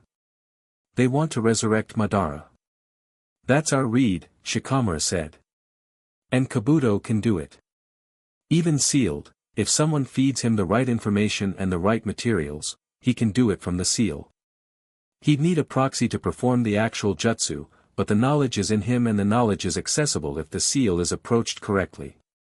Shikamaru paused. We have maybe 4 days before the preparations could be complete. The daimyo's summit in 3 days is almost certainly a stall tactic, keep the political conversation going, keep everyone's attention on the formal process while the actual play happens elsewhere. Kakashi had been listening with the quality of attention that he deployed when every piece of information mattered. Where, he said. We're tracking 2 possible sites. Both in the Land of Fire, both in locations with the historical and geological conditions for a forbidden resurrection. Shikamaru looked at Naruto. I need your answer on something. Ask. If Madara is resurrected, if the council actually pulls this off, how do you want to handle it? Naruto was quiet for a moment. The evening had deepened around them, the first stars coming out over the monument ridge, the lanterns of the village warm and gold in the early dark. He could feel all 9 Bijuu settled inside him, present and distinct and collectively, enormously there, and he could feel the world around him with the expanded perception that had been growing since the first transformation, a web of sensation and information so dense it would have been overwhelming without the organizing intelligence that 9 ancient beings collectively provided. He thought about Madara. He thought about what Madara was, what he'd been, the scope of his ambition and the precise nature of the devastation it had caused. He thought about what it meant to resurrect someone like that as a countermeasure, to decide that the solution to a god wolf was a god warrior, and what that said about the people making that decision. "I want to talk to him," Naruto said. Shikamaru blinked. "Madara. If they resurrect him, I want to talk to him. Before anything else. He's not, I know what he is. I know what he did." Naruto handed the letter back. "I also know that he spent his entire life trying to build something that he thought would fix the world, and that it destroyed everything instead, and that somewhere in the gap between what he wanted and what he did is the most important conversation anyone could have with him." He looked at Kakashi. "He's not a threat to me. Let them bring him back. Let them make their play. I'll handle the rest." Kakashi looked at him for a long moment. Then he said, with the tone of someone confirming the instructions of a mission they have questions about but trust the source of, "All right." Naruto found Hinata at their usual place, the small bench in the park 2 streets from her clan compound, under the tree that had been there longer than either of them, the one with the bark worn smooth on one side from decades of people leaning against it. She was sitting with her hands in her lap and her eyes open, and she heard him coming before she saw him, which was the Byakugan's ambient awareness functioning the way it did, and she didn't turn until he sat down beside her. She looked at him. All of him. The 9 tails, the ears, the changed eyes in the near dark, and then she looked at his face with those pale, penetrating eyes, and she found what she was looking for. "How do you feel?" she asked. "Full," he said. "Like, complete, in a way I didn't know I was incomplete before." She was quiet for a moment. "Were you scared? During any of it?" He thought about it honestly, because Hinata deserved honesty and always had. "No. Not of the transformation. Not of the Bijuu." He paused. "A little, maybe, of what it means. What comes after? What does come after?" He looked at the tree. An old tree, patient tree. The village growing around it across generations without changing what it fundamentally was. "The summit is in 3 days. There are people trying to create a counter to me. The political world is going to do what it does." He paused. "I'm going to have to stand in front of all of it and be very clear about what I am and what I'm not." "And what are you?" He looked at her. "Still the idiot who bought the wrong flowers 3 times from the woman on Market Street." Hinata's mouth curved. Then she laughed, real laughter, the kind that came from the bottom of her chest, and it was one of the best sounds he knew. She leaned into his shoulder, which was different at this height and this density than it had been before, and he adjusted automatically to accommodate her, and they sat under the tree in the evening dark while the village moved around them. After a while she said, quietly, "You know I'm not afraid of you." "I know. And you know it's not because I'm not paying attention to how large this has become." "I know that too." "Good."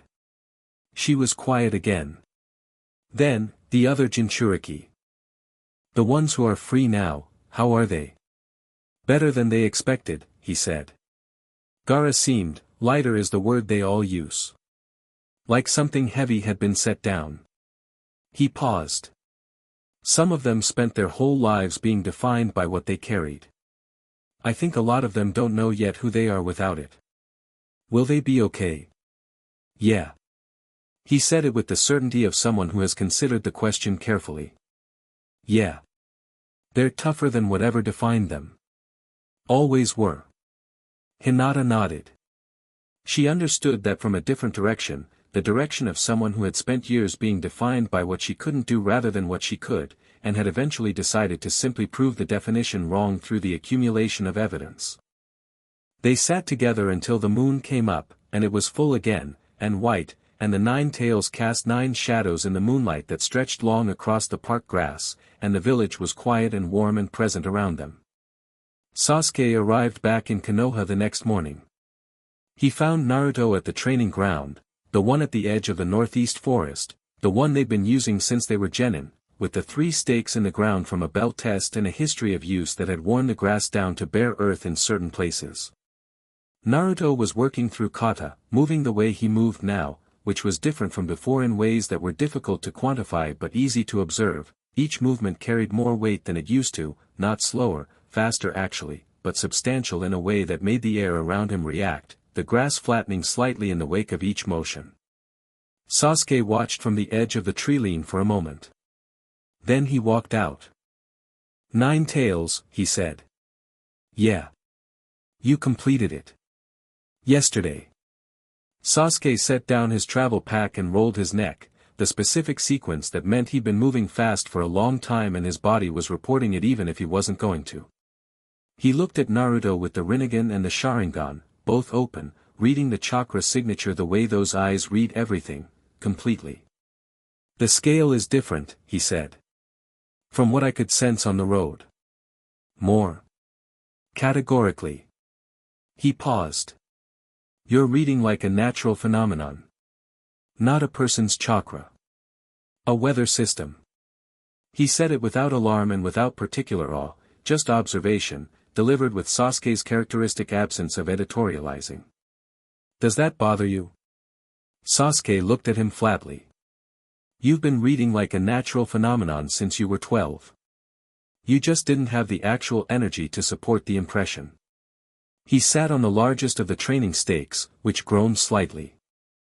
Tell me about Madara. Naruto told him. Sasuke listened the way he always listened, completely, without interruption, processing and filing, the Uchiha mind running its analysis in parallel with the information intake. When Naruto finished, Sasuke was quiet for a moment, then, the council thinks resurrecting Madara creates a strategic balance.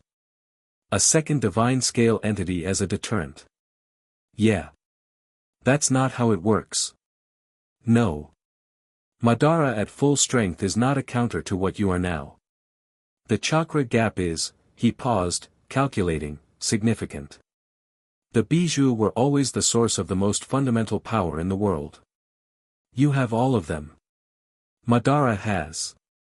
He trailed off. His own considerable power, Naruto said. And a very specific worldview. His worldview is the problem, Sasuke said. More than his power. He'll look at you and see the thing he was trying to build. He'll want to use you as a centerpiece for infinite Tsukimi 2.0 or some equally catastrophic plan, and the council thinks they can control what they've resurrected, which is the most historically repeated mistake in the entire history of people making mistakes. Naruto sat on the ground across from him, the 9 tails arranging themselves with the easy comfort of something that had found its natural resting state. I can handle Madara. I know you can handle him. Sasuke's voice had an edge that wasn't irritation, it was concern, wearing the armor of directness because Sasuke didn't know how to wear concern unarmored. I'm saying the conversation you want to have with him is going to be hard. Complicated. He looked at him. Madara is not a man who changed his mind easily. He changed the world instead. I know. Naruto met his eyes. That's exactly why the conversation matters. Sasuke looked at him for a long moment. Then he said, I'll be there. Sasuke, I'll be there. Flat. Final. Not to fight. Just, a pause that cost him something, there. Naruto didn't say anything. He just nodded.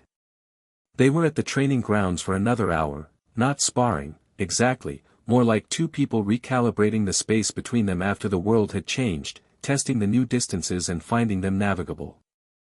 Sasuke threw techniques at Naruto's changed form at steadily increasing intensity, not trying to land them, and Naruto moved through them with a fluidity that made Sasuke go quiet in a way that communicated everything. After the last exchange, Sasuke lowered his hands and looked at the crater the deflected Chidori had left in the earth behind Naruto. You didn't move, Sasuke said. No. You deflected it by existing in its path. The chakra does that automatically now. Passive defense. Naruto looked at his arm where the Chidori had redirected. I felt it. Didn't hurt. Sasuke looked at the crater. Right, he said, in the tone of someone filing this information in a specific mental folder labeled important. Right. Okay. You're not threatened, Naruto observed. Because Sasuke wasn't. He could feel it, the absence of the old rivalry heat that had always been between them, replaced by something that was its evolution, two people who had outgrown the need to compete and found something more durable in its place. No, Sasuke said simply. I outgrew threatened where you're concerned somewhere around the time we were both dying and you were more worried about whether I'd find a good meal than about the fact that you were dying. He picked up his pack. It's a short walk from realizing someone doesn't have an ego about existing to not being threatened by how large their existence gets. Naruto looked at him. That might be the nicest thing you've ever said to me. Don't get used to it. I'll treasure it forever. I'm leaving. I know.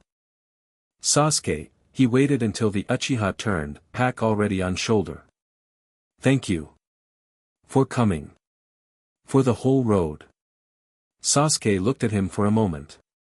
His expression did the thing it did when something landed close enough to the center that he had to decide whether to respond to it honestly. He chose honestly, which he was doing more often these days, the careful man learning to be slightly less armored in the company of the one person who had never used his openness against him. Don't thank me, he said. That's what this is. He gestured briefly between them, the gesture encompassing a decade and a half of complicated, foundational history. This is just what it is. He left. Naruto sat in the training ground and felt the world. He was getting better at it, the expanded perception, the web of information that the 9 Bijuu's combined awareness fed into his own. He could feel the village around him, the specific hum of 10,000 lives going about their particular business. He could feel the forest at the village's edge, the deep root network of old trees, the quick flight signatures of birds in the canopy. He could feel the distant mountains, and beyond them, fainter but clear, the signatures of human settlements and their contained warmth. And he could feel, at the edge of the range, 2 days' travel southeast, in a valley he knew by cartographic description if not personal memory, the beginning of something. A gathering of chakra. Old, cold, deliberate. Not natural. The preparation had started. He didn't move immediately. He sat with the information and let it settle into the larger picture, the 9 voices in his seal offering their combined read the way a council of ancient advisors would, not telling him what to do, but illuminating the full shape of the situation from 9 different vantages simultaneously. They're moving faster than the 3 days, Kurama said. The summit is still the distraction. But the actual work started before the letter was sent. Yeah, Naruto said. What do you want to do? It was a real question. Not rhetorical. In all the years of their coexistence, through all the forms their relationship had taken from adversarial to wary to cooperative to whatever it had become now, genuine and deep and mutual, Kurama had never once asked Naruto what he wanted to do. He'd challenged and resisted and occasionally, reluctantly, supported. But the question itself, offered cleanly, this was new. I want to let it happen, Naruto said. And then I want to have the conversation. Kurama was quiet for a moment. You understand that Madara will likely try to, I know what he'll try. And you're not concerned. About Madara trying things? No. A long pause from the 9 tails. Then, in that voice that had stopped being armored somewhere between the 2nd and 3rd Bijuu absorption, the voice of something that was allowing itself to simply be what it was, the first time I saw your father, I thought he was the most dangerous thing I'd ever encountered. He had the kind of absolute conviction that doesn't leave room for alternatives. A pause. You have the same quality. You've always had it. The difference is that your father's conviction was about control, and yours is about people. Is that a compliment? It's an observation. Coming from you, that's a compliment. Go find Shikamaru, Kurama said, with great dignity. Tell him what you felt. Let the man plan. It gives him purpose. Naruto smiled. Stood.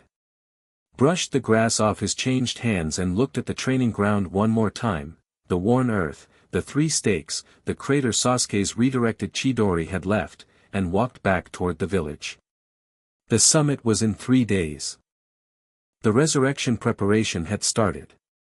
Somewhere in a valley southeast, old chakra was being assembled into a form it had vacated years ago, and the form was proud and brilliant and catastrophically certain of its own vision. And somewhere in the Hokage Tower, Shikamaru was probably already drafting a revised timeline with that expression he got when reality had outpaced his projections and he was personally offended by it.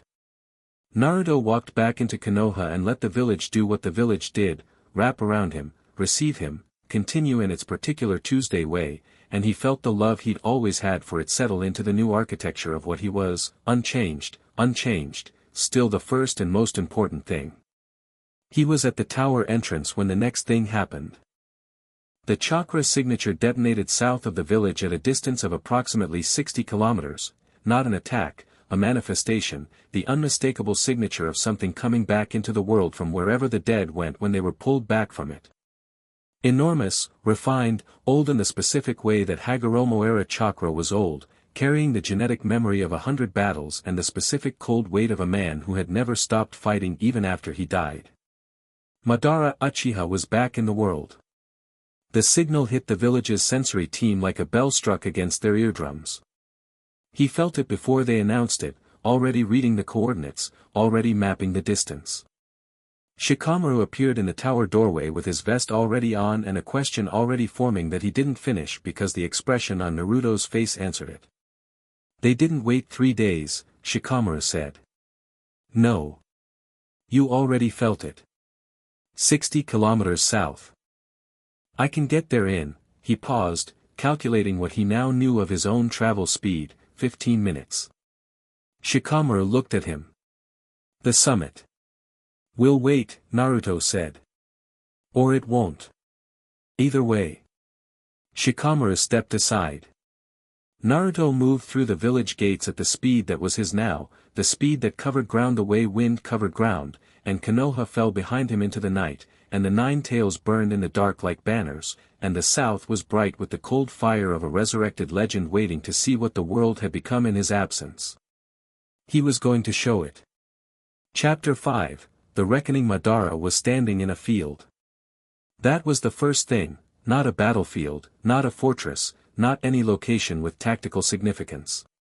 Just a field of tall grass in a valley surrounded by old hills, the kind of place that had probably been someone's farmland before the wars made farming in contested territories a bad investment. The grass was flattened in a perfect circle around him where his chakra was radiating without effort, the way heat flattens grass, and he was standing at its center looking at the night sky with his hands clasped behind his back. He looked exactly like his own statue. Naruto had seen the statues, the Uchiha clan had several, and there were historical renderings in the archived texts Kakashi had referenced. The real thing was both more and less than the rendering suggested. More because presence was something you couldn't render, the specific quality of a person who had moved through the world for a very long time leaving impressions deeper than their footprints. Less because even legends, seen close, were just people, a man, tall and severe, with long dark hair and eyes that carried the Rinnegan's concentric rings, wearing the same armor the texts described. Naruto landed at the edge of the flattened circle and stood. Madara turned. He took in the 9 tails and the luminous eyes and the ears and the general fact of Naruto's existence with the specific quality of attention that very old, very brilliant people give to things they have been thinking about theoretically and are now seeing practically. His expression didn't change but his eyes moved with the careful precision of someone recalibrating. Uzumaki, he said. His voice was extraordinary, not loud, not theatrical, just deep and absolutely certain of itself, the voice of someone who had never once doubted that what they had to say was worth hearing. You completed it. Yeah. All 9. All 9. Madara looked at him for a long moment. I theorized this for 40 years, he said. I had every variable except the last 3. The Uzumaki resonance. The specific seal variant. The years of symbiosis required to make the integration natural rather than forced. He paused. I was trying to engineer in a decade what needed a lifetime to grow. That was your problem, Naruto said. You always tried to engineer things that needed to grow. Something moved in Madara's eyes. Not offense, closer to interest, the interest of someone encountering a counterargument that lands correctly. You sound like Hashirama, he said. He used to say things like that. Usually right before I hit him. Did it help? No. A pause. But it was annoying, which served the same function. The night was very still around them. The hills held the valley in a dark bowl and the stars were out in force and the grass that wasn't flattened moved in a slow, long wavelength wind that came from the east. Naruto could feel the presence of the proxy, the person who performed the jutsu, hiding in the hills to the north with a chakra signature too frightened to be a threat, and could feel the distant organizational signatures of whatever daimyo's council operatives had facilitated this, and he could feel Sasuke moving fast from the northwest, which meant Sasuke had felt the resurrection and was doing exactly what he'd said he would do. He was also aware that Madara was fully manifesting his Susanoo-capable chakra in a held state, enormous and controlled, ready but not deployed. The politeness of two people who have agreed to talk before they fight, if they fight. You were resurrected by people who think you're a counter to me, Naruto said.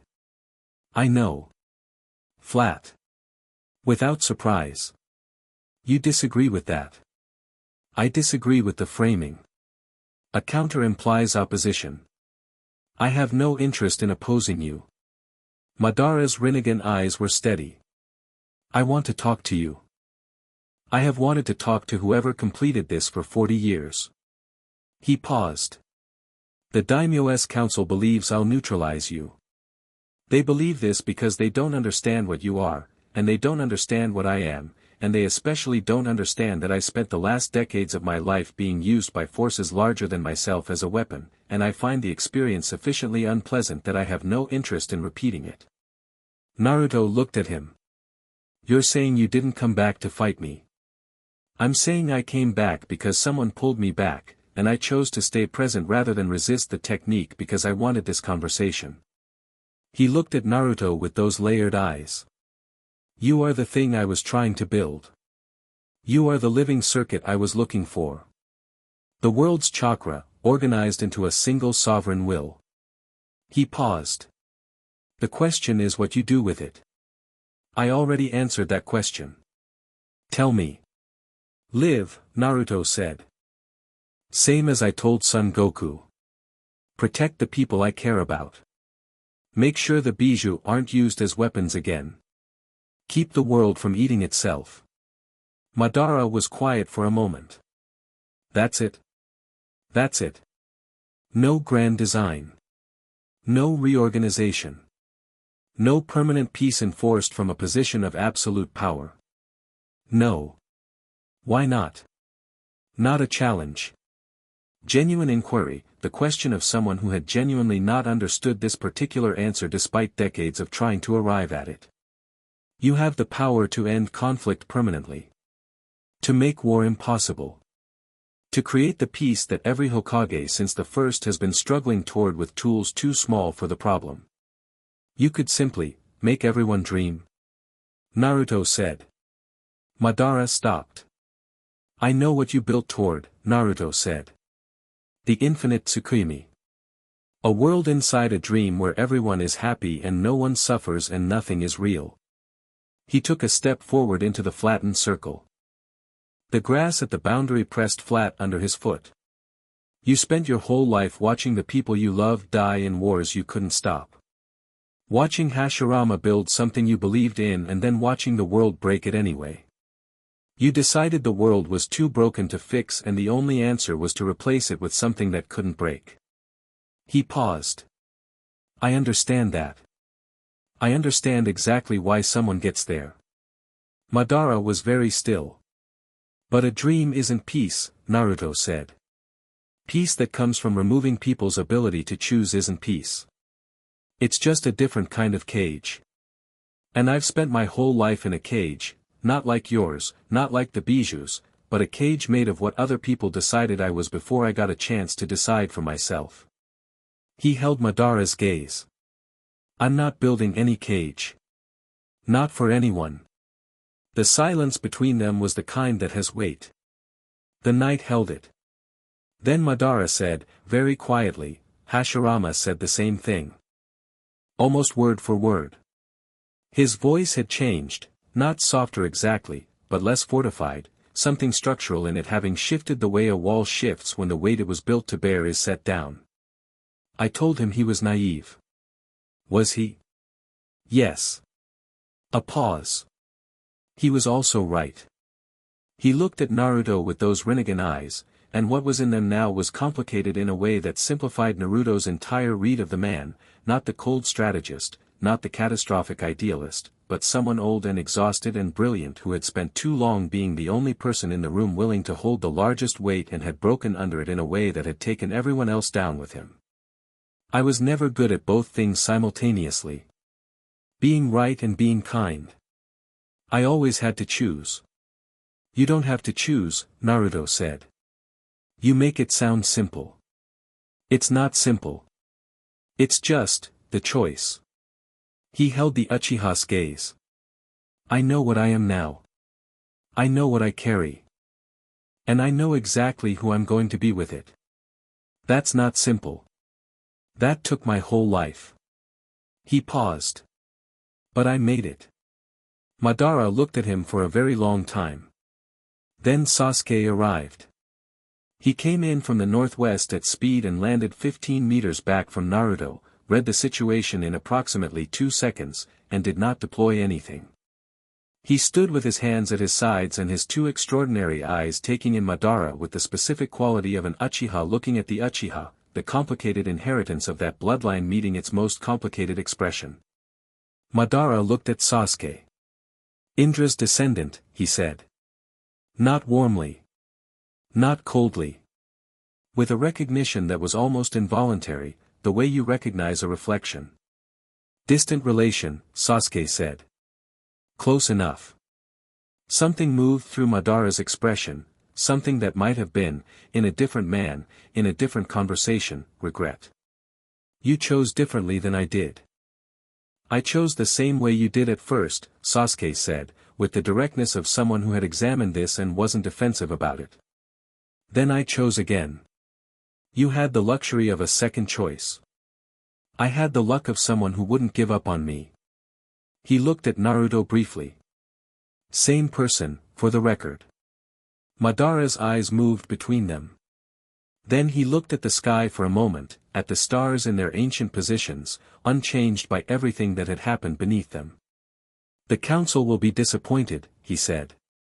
That's their problem, Naruto said. They will escalate.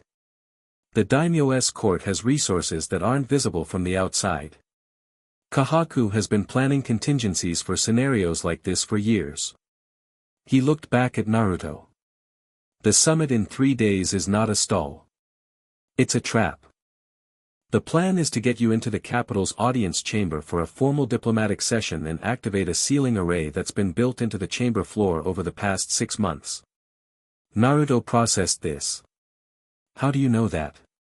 Because I helped design the theoretical framework for a god-scale sealing array 30 years ago, in a document I gave to Kabuto, and the array in that chamber matches my design with the specific modifications that a skilled sealing engineer would make to account for Bijuu integrated chakra. He paused. The document was stolen from Kabuto's records. I assume by the council. Shikamaru, Naruto said, not to anyone present. Sasuke looked at him. He's not here. He will be. Naruto turned slightly, looking southeast toward the capital and running the geometry of it in his mind, the array Madara was describing, the timeline, the moving pieces. The array. Does it work? Madara was quiet for a moment. On most things, yes. On you, he paused, and something that was almost respect moved through his voice, no. Not even close. The array was designed theoretically. No one who designed it has ever been in the same space as what you are now. The seal would activate and touch your chakra and dissolve. He paused again. But the people at the summit who aren't part of the council's plan, the Kage, their guards, the attending diplomats, would be inside the array's radius when it activated. Collateral, Sasuke said. Intentional, I suspect. If the array fails and people are hurt, the council can direct the narrative. The God Wolf came to the summit and people were injured. The justification for more extreme action writes itself. Naruto looked at Madara. Why are you telling me this? The question landed clean and direct. Madara held it for a moment before answering, and the pause was genuine, not evasive, but the pause of someone deciding how honest to be about something they haven't been honest with themselves about yet. Because Hashirama would have, he said, finally. And I have been on the wrong side of what Hashirama would have done for too long. He held Naruto's gaze. And because you are what I was trying to build, and you're going to do it better than I ever could have, and the least I can do is not obstruct that. The field was very quiet. The stars moved overhead by their imperceptible degrees. What do you want? Naruto asked. After this. What do you want? Madara blinked. Slightly. The smallest reaction, but there, the reaction of someone who had not been asked this question in a very long time and possibly ever, in a way that expected an honest answer. To rest, he said, after a long moment. I have been awake, in one form or another, since before the hidden villages existed. I have been fighting since I was old enough to hold a weapon. He paused. I am very, very tired. Naruto held his gaze. I'll find a way. You don't have to, I'll find a way, Naruto said again. Not a promise made to manage the moment. A commitment, the kind that came from the part of him that kept commitments the way gravity kept things anchored, not through effort but through nature. You have my word. Madara looked at him. Then he looked at Sasuke, and something passed between the two Uchiha, not warmth, too much history between their bloodlines for that, but a recognition. A mutual acknowledgement that went beyond tactical. The summit, Madara said. I'll come. You don't need to, someone needs to confirm the array's location and design for your people. He straightened. And frankly, I want to see Kahaku's face. Something moved in his expression that was, under all the centuries and all the weight, unmistakably a wry, sharp, entirely human satisfaction at the prospect. The man has been operating on the assumption that the most dangerous pieces on the board are controllable. I want to be in the room when he discovers they aren't. Sasuke looked at Naruto. Naruto looked at Sasuke. Right, Naruto said. This is going to be extremely complicated, Sasuke said. Probably. Shikamaru is going to need to restructure his entire plan. He loves that. He hates that. Yeah, Naruto said, and the smile was full and bright in the dark field. But he's very good at it. They moved at first light, Naruto, Sasuke, and Madara, which was a combination of people that no briefing document in the history of Konoha had ever prepared anyone for. The journey to the capital would take most of the day and Naruto spent the first hour sending chakra pulse messages through the Bijuu network, a new ability that had emerged from the complete integration, the capacity to communicate through the resonance field the same way the Bijuu had communicated through the dream space, instantaneous and uninterceptable. Kurama, helpfully, had known about this ability and not mentioned it until it became immediately relevant, which was entirely on brand. The message to Shikamaru was detailed and specific and Shikamaru's response arrived in the form of a return pulse that communicated, in the compressed language of someone thinking at speed, acknowledged, restructuring, don't do anything until I've talked to the Kage, 24 hours minimum, please. Naruto sent back, 36. Shikamaru sent back, 30. Then, after a pause, Madara. Then, after another pause, of course. They were a day's travel from the capital when the Raikage found them. Was not a subtle man. He arrived with 12 of his best and the particular forward momentum of someone who had been containing his response for too long and had decided containment was no longer a priority. He was in full battle armor and his lightning release was already active, crackling across his skin in that specific pattern that meant he was ready to move at speeds that had always been among the fastest in the world. He stopped when he saw the three of them. His lightning flickered. His eyes moved from Naruto to Sasuke to Madara and back to Naruto, and the sequence of expressions that moved across his face was complicated, prepared for a confrontation, not prepared for this specific confrontation. Uzumaki, he said. Reikage, Naruto said. Madara Uchiha is standing next to you. Yeah. That is, A paused. His jaw tightened. That is a significant development. It is. You resurrected him. I didn't. Your council's friends in the daimyo's court did. He held A's gaze steadily. He's here voluntarily. He has information about an attempt on the Kage at the summit. Information we all need. He paused. And Reikage, I understand why you came. I know what it looks like from where you're standing. Gyuki's chakra, Matatabi's chakra, the security implications, your duty to your village. He held the eye contact, not aggressively, not with any edge, simply present and direct and entirely certain. I'm not your enemy. I was never going to be your enemy. And I need you to stand down, because we have a bigger problem than our disagreement, and we need everyone at that summit present and ready. I looked at him for a long time. His lightning crackled. Held. Then, slowly, dissipated. I was not a man who backed down from confrontations. He was also not a man who made tactical errors when the facts rearranged themselves clearly enough. He looked at Madara again, Madara, who returned the look with the level attention of someone who had faced the Reikage's predecessors in the field and did not require reminding of the fact, and then looked back at Naruto. You have 1 day to convince me, he said. I'll do it in 30 minutes, Naruto said. I snorted. The lightning chakra was fully gone now. You sound like B, he said, which coming from A was either an insult or a compliment depending on how you parsed it, and the slight warmth at the edge of his voice suggested it was the latter. He looked at Naruto's 9 tails. He knew, didn't he? B knew. Yeah. Before any of it happened. I think so. A was quiet for a moment. Then, gruffly, idiot.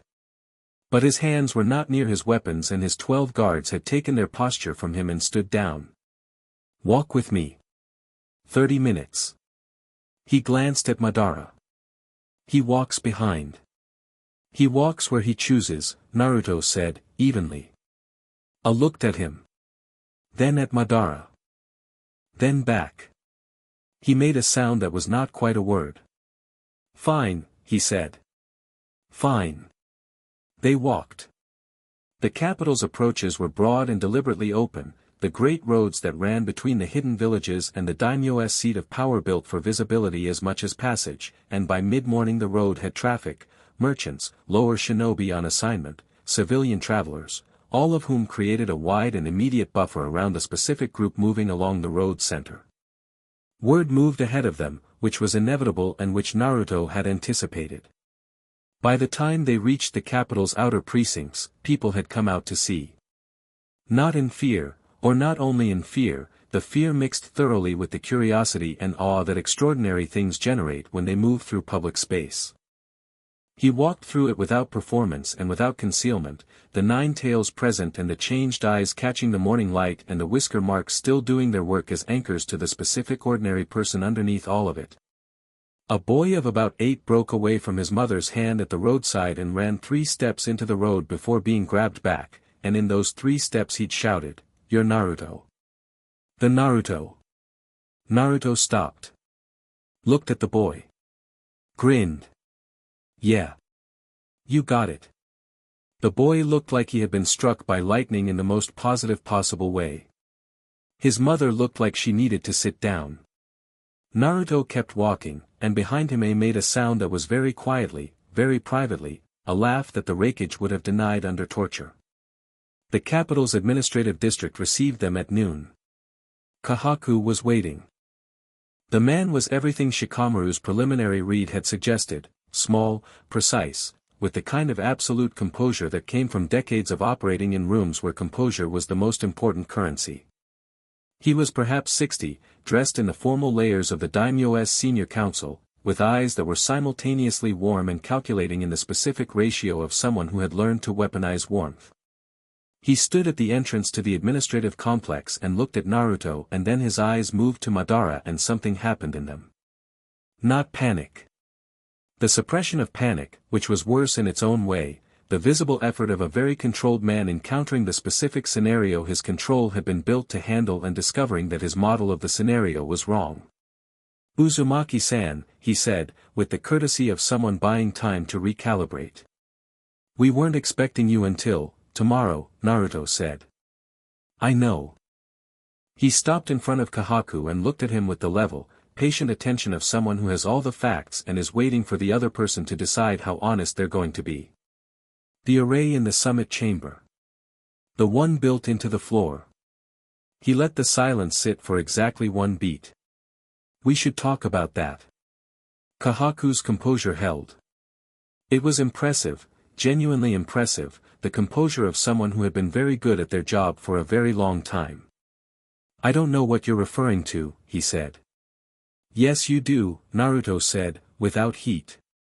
And we both know you do, and spending time on the denial is going to make the next part of this conversation harder than it needs to be. He tilted his head slightly. I'm not here to arrest you. I'm not here to threaten you. I'm here because what you're doing at that summit is going to hurt people who don't deserve to be hurt, and you're going to stop it. And if I don't? Kahaku said, and there was steel in it, not aggression, the steel of a man who had built his career on the premise that every actor could be managed, every situation controlled, every threat neutralized through the right application of leverage. Naruto looked at him. 9 tails. Luminous eyes. The quiet absolute authority of something that had moved beyond the scale that leverage operated on. Not threatening. Simply present. Then I'll stop it, Naruto said. And the difference between you stopping it and me stopping it is what happens to your council's credibility afterward. He held the steady eye contact. You're a smart man. Smart men know when the board has changed. Kahaku looked at him for a long moment. Then he looked at Madara, who was watching with those Rinnegan eyes and the expression of someone attending theater they'd been looking forward to. Then he looked back at Naruto. The summit chamber will need maintenance before tomorrow's session, he said, carefully. Structural inspection. The floor in particular. That sounds very responsible, Naruto said. It may take all night. Take your time. Kahaku looked at him for another moment, then inclined his head with the formal precision of his station, turned, and walked back into the administrative complex. He walked without rushing. His composure, by the end, was almost back to its baseline. Almost. Sasuke appeared beside Naruto. That was elegant. I just told him the truth. I know. That's what made it elegant. He watched Kahaku disappear. He'll try something else. Probably. You're not worried. He's working with the tools available to someone operating at that scale. I'm operating at a different scale. Naruto glanced at him. Not dismissing him. He's smart and he has resources. But the frame he's working inside assumes I want something he can threaten. He paused. I don't want anything he has. Madara, who had been standing to the side with his arms folded, said, the daimyo's court has operated for 3 centuries on the assumption that every force can be leveraged. Every kage, every jinchuriki, every village. He paused. You are the first thing in 3 centuries that genuinely cannot be leveraged. They don't have a protocol for that. Then they'll write one, Naruto said. After. The kage arrived through the afternoon, Gaara first, traveling light with a minimal escort and the particular ease of someone who had set down something heavy recently and was still recalibrating to the new center of gravity. He looked at Naruto and nodded once, the nod carrying everything it needed to carry. He looked at Madara without visible alarm, which said something about Gaara's particular quality of equanimity. That Tsuchikage arrived in the late afternoon, old Inoki's successor, a woman named Kitsuchi who had her father's directness without his stubbornness and had already sent ahead a message indicating she was prepared to hear the full situation before drawing conclusions. The Mizukage, Chojuro, arrived shortly after, looking like someone who had been handed a math problem that kept changing while he was solving it. The Reikage was already there, having walked with them all day and spent 30 minutes in conversation with Naruto over lunch that had visibly shifted something in his posture, not softened, did not soften, but recalibrated in the specific way of someone who has received information that changes the tactical picture. The summit chamber that evening was not the formal session scheduled for the following day. Kahaku's maintenance crew was making very thorough structural improvements to the floor, supervised by two of Shikamaru's people who had arrived in the capital 6 hours earlier, which Shikamaru had managed through the kind of quiet logistical maneuvering that he performed best when everyone else was focused on something larger and louder. The actual conversation happened in one of the capital's smaller reception rooms, 5 Kage, Naruto, Sasuke, and Madara around a table that had not been designed for this configuration of people, with tea that no one was drinking and a quality of attention in the room that stripped away ceremony and left only the essential. Naruto told them everything. Not the diplomatic version. The real version, the transformation, the bijou, the complete integration, the texts, Madara's information about the array, Kahaku's play, the full shape of what had been moving in the dark around the formal political process. He talked for 40 minutes and he talked straight, without managing the narrative or softening the implications. When he finished, the room was quiet. Kitsuchi, the Tsuchikage, looked at Madara. You confirmed the array. I designed the theoretical framework it was built from, Madara said, with the directness of someone not inclined to minimize their historical responsibility. Yes. And she paused, visibly navigating the strangeness of the sentence she was constructing, cooperating. I am. Why should we trust that? You shouldn't, Madara said. Not on instinct. On evidence. He looked at her steadily. I am telling you about a trap designed to be used on your summit because the alternative is watching the same cycle I participated in repeat itself. The cycle where frightened people with power create catastrophes while trying to prevent them. He paused. I have seen that cycle from the inside. I helped drive it for decades. I have no interest in being its instrument again. The room absorbed this. Chojuro, the Mizukage, looked at Naruto. What do you want? From the summit. From all of us. He said it earnestly, with the directness of someone young enough in his leadership that he hadn't yet learned to ask questions obliquely. What does a completed shinobi god actually want from the 5 nations? Naruto looked at him. A formal acknowledgement, he said. That the bijou are not weapons. Not military assets, not strategic resources, not tools of deterrence. They are ancient beings with their own sovereignty, and they are currently residing in me voluntarily, and that arrangement is going to be respected. He paused. And beyond that, I want the same thing I've always wanted. The same thing the first Hokage wanted, the same thing my father wanted. I want the villages to actually keep the peace they claim to have built. Not because they're afraid of me, but because they've decided it's right. And if they don't? I said. Then I'll remind them, Naruto said. And the reminder will be more persuasive than anything a standard military deterrent can provide. I looked at him. Something moved in the Reikage's expression, the specific something that moved there when he encountered a version of strength he recognized as genuine. B sent me a message, he said. Last night. He said, he paused, and the pause was personal, he said Gyuki is happy. That it rests warm. He looked at the table. Then back up. He said he's never seen Gyuki happy before. The room was quiet. I'll take that into account, A said, which from A was everything it needed to be. By the time the meeting broke and the capital settled into its night, something had shifted in the architecture of the political world. Not resolved, too many threads were still moving. Kahaku was still in his offices doing whatever Kahaku did with a plan that had been removed from under him, and the formal summit was still tomorrow, and there was still the question of what happened after, the long structural questions that took years rather than nights to answer. But the room had sat together around a table and talked in the real language rather than the diplomatic one, and that was something. Naruto stood on the roof of the capital's guest quarters late that night with the nine tails moving in the wind off the southern plains and Sasuke sitting on the parapet to his right in silence that was the specific comfortable silence of two people who had said everything necessary and were now simply present together. Madara stood to his left. The three of them looked at the capital below them, the lights of the daimyo escort complex, the quieter districts, the road leading south into the vast dark of the country. Hashirama would have loved this, Madara said. Quiet. Not performing the sentiment, just reporting it. What, specifically? Naruto said. The talking. A pause. He always believed in it more than I did. That the right conversation in the right room could move what force couldn't. He watched the lights below. He was usually right. You could have just agreed with him. I know.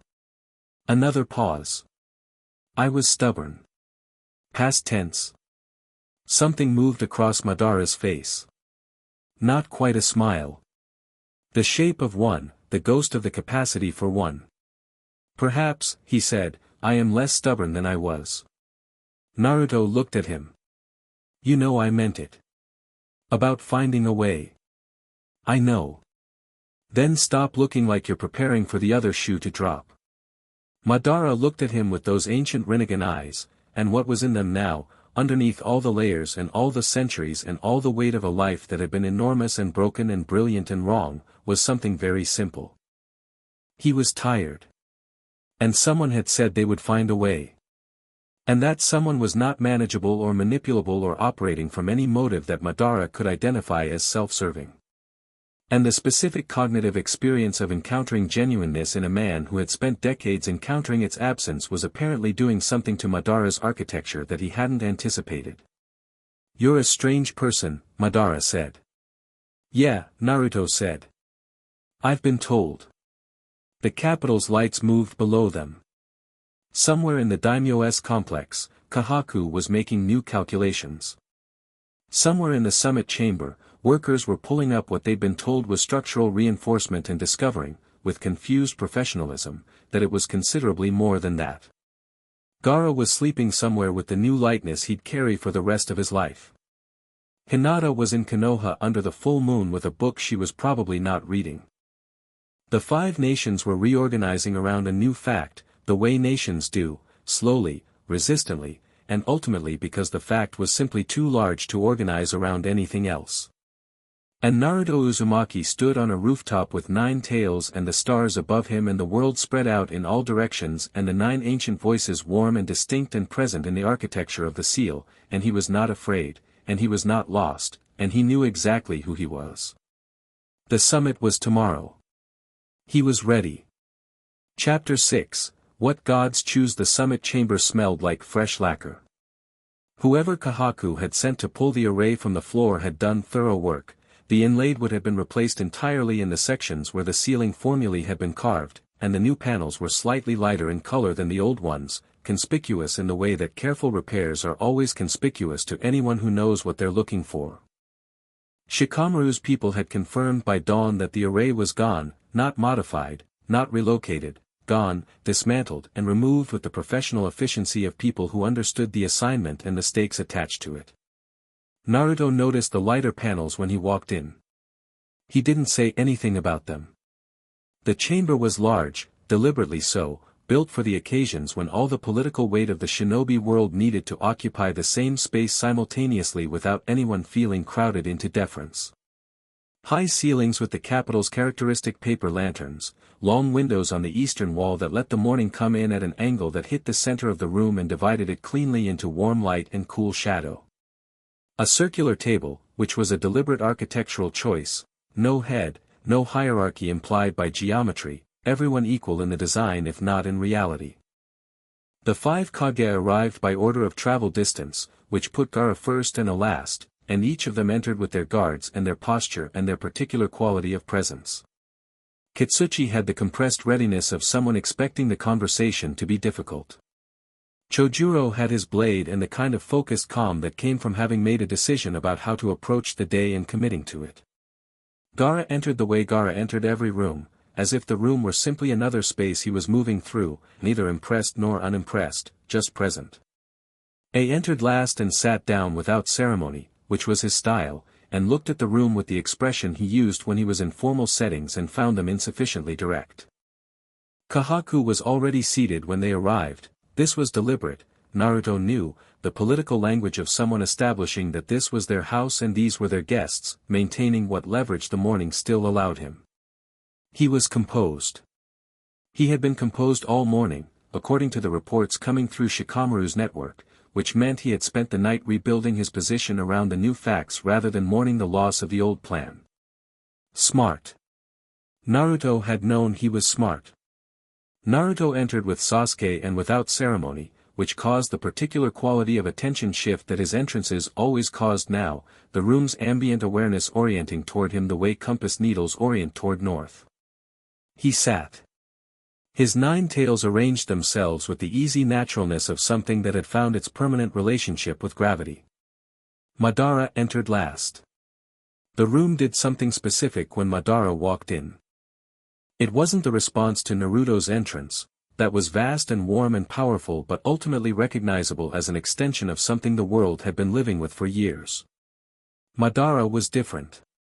Madara was history walking through a door on legs, and every person in that chamber with any age on them felt the specific vertigo of encountering something they'd been told was over. A's hand went flat on the table, very deliberately. Not threatening, controlling his own response, the way you press your hand down on something to keep it from moving. Madara sat beside Naruto, folded his hands on the table, and looked at the room with the patience of someone who had attended more important meetings than anyone else present and was not impressed by the furniture.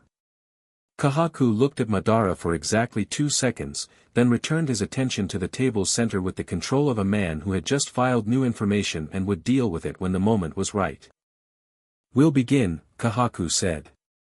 What followed was 3 hours of the most consequential conversation Naruto had ever sat through, which was saying something given the conversations he'd been part of in the last week. It moved through phases the way big negotiations move, the formal phase, where everyone stated their position with the careful language of people who know their words are being recorded, the real phase, where the formal language broke down under the pressure of actual disagreement and people started talking like themselves, and the third phase, which didn't always happen in negotiations but which happened in this one, where something shifted in the room's temperature and the conversation became less about position and more about truth. Kahaku opened the formal phase cleanly, with the precision of someone who had rebuilt his argument overnight and was presenting it from the strongest available angle.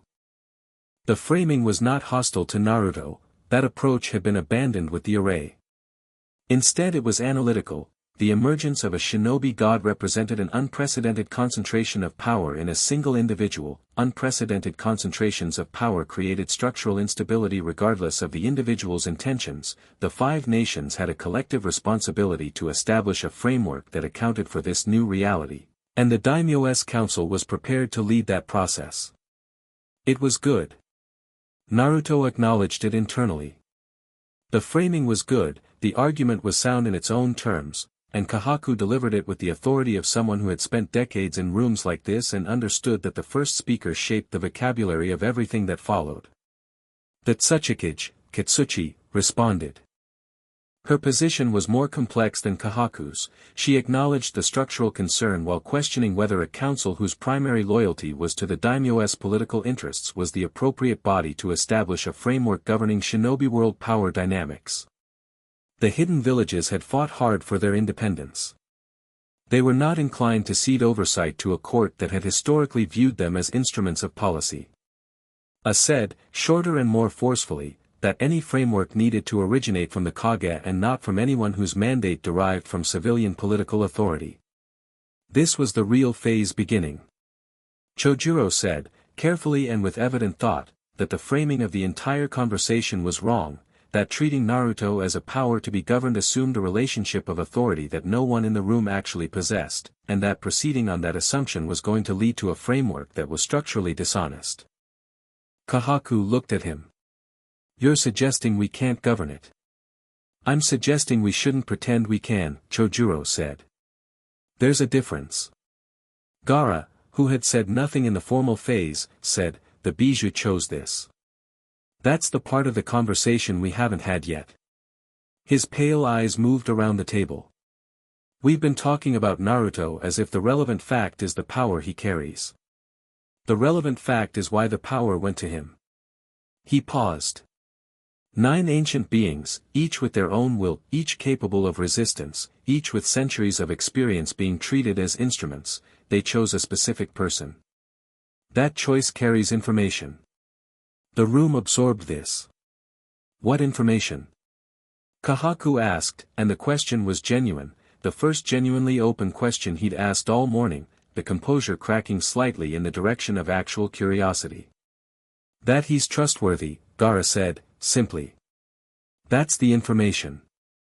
9 beings with every reason to distrust chose to trust him. That's a more significant endorsement than anything this council or any of us can provide. Naruto looked at Gaara. Gaara didn't look back, but the corner of his mouth moved by approximately 2 millimeters, which was Gaara's version of a smile directed at a friend. The third phase arrived without announcement, the way it always did, through the gap created by Gaara's statement. The formal positions had been said, the real disagreements had been aired, and now the room was in the space where the conversation could either become genuine or collapse into repetition. It became genuine. Kitsuchi leaned forward. I want to ask you directly, she said to Naruto. Not as Tsuchikage. As someone who has to take this home and explain it to an entire village of people who are going to have a lot of feelings about it. She held his gaze. The Bijuu. They're in you. Voluntarily. What does that mean for the Jinchuriki? For the people who were hosts. They're free, Naruto said. Not diminished, free. Their strength was always theirs. The chakra was borrowed light. He paused. Some of them will need time to figure out who they are without the definition the Bijuu gave them. That's real. But they have that time now. That's new. And the Bijuu themselves? They're comfortable. Ask Kurama if he's comfortable, Naruto said, and the slight smile at the edge of his mouth was entirely involuntary. He'll give you a 10-minute speech about how comfort is a concept beneath his dignity and then describe his current state in terms that mean comfortable. Inside him, Kurama said, with magnificent dignity, I will not dignify that with a response. Spoke. Gyuki, he said, and the single word carried everything it needed to carry, the specific weight of a Kage talking about his village's most sacred military asset, his brother's partner, the being that had defined Kumogakure's strength for generations. My brother says it rests warm. He looked at the table for a moment. I spoke to Be last night. Long conversation. A pause. He said, Gyuki was tired. He said Gyuki had been tired since before Be was born. Since before his grandfather was born. Another pause. I didn't know that. I should have known that. He looked up. We should have known that. The room was quiet. The Jinchuriki systems, it continued, and his voice had something in it that the Raikage's voice did not normally contain, a roughness at the edges, the roughness of a large and controlled man being honest about something that cost him. We built them because we were afraid. Every one of us. Every village. He looked at Naruto. A child born with a demon in them, raised to be a weapon. We dressed it up in duty and necessity, but that's what it was. He held Naruto's gaze. You were one of those children. Yeah, Naruto said. And you're not, he stopped. Started again. You don't carry that against us. I carry it, Naruto said. I just chose what to do with it. He held the Raikage's eyes. Same as you choose what to do with everything else. You're not your worst decision. Neither am I. Was quiet for a long moment. Then he nodded, once, the deep single nod that was his version of acknowledgement and the closest he came to gratitude. Kahaku had been listening to this exchange with the attention of someone recalibrating in real time, the careful eyes moving between speakers, the composure no longer performing but genuinely present, not the armor it had been at the start of the meeting but the actual quality of a man thinking hard about something larger than his current position. He said, quietly, I have been managing power for 30 years. I have been very good at it. A pause. I built the array because I believed it was necessary. Because a force without a counterbalance is inherently destabilizing, and destabilization leads to war, and war leads to, he stopped. You know what war leads to. Everyone in this room knows. Yeah, Naruto said. I was wrong about the method. I may have been wrong about the premise. He looked at Naruto with those careful, warm, calculating eyes, and for the first time the calculation was visible and honest rather than concealed. Tell me why. Naruto looked at him. Because a counterbalance implies the thing you're balancing is a threat. And I'm not. He paused. Not because I can't be. Because I've chosen not to be. And that choice, the choice, not the power, is what the framework should be built around. A framework based on trust in a single individual's choices is inherently fragile, Kahaku said. Not arguing, honestly identifying the problem. Yes, Naruto said. It is. He held the older man's gaze. Every framework based on trust is fragile. The alternative is a framework based on force, and we've been trying that for the entire history of the shinobi world, and it keeps producing exactly what you're sitting in this room trying to prevent. He paused. The fragility isn't the problem. The fragility is the point. It asks more of everyone. It requires more. And the things that require more are always the things worth building. Kahaku was quiet for a long time. Then he said, very quietly, the first Hokage said something similar. In the founding documents of the Hidden Leaf. He paused. I always thought it was idealism dressed up as policy. Maybe it was, Naruto said. Maybe that's exactly what policy should be. Something moved across Kahaku's face. Old and slow and real, the movement of a man who has been very certain about something for a very long time encountering the genuine possibility that his certainty was wrong. Not capitulation, something more valuable than that, the specific intellectual honesty of someone smart enough to update. He looked at the table. Then he looked up. I'll withdraw the council's objection to the formal acknowledgement, he said. The Bijuu's sovereignty. The framework Uzumaki-san has described. He paused. On the condition that the framework includes a council seat. Not oversight, consultation.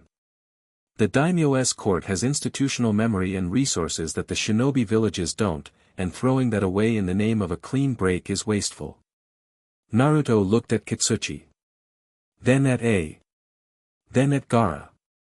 Gaara said, consultation. Not governance.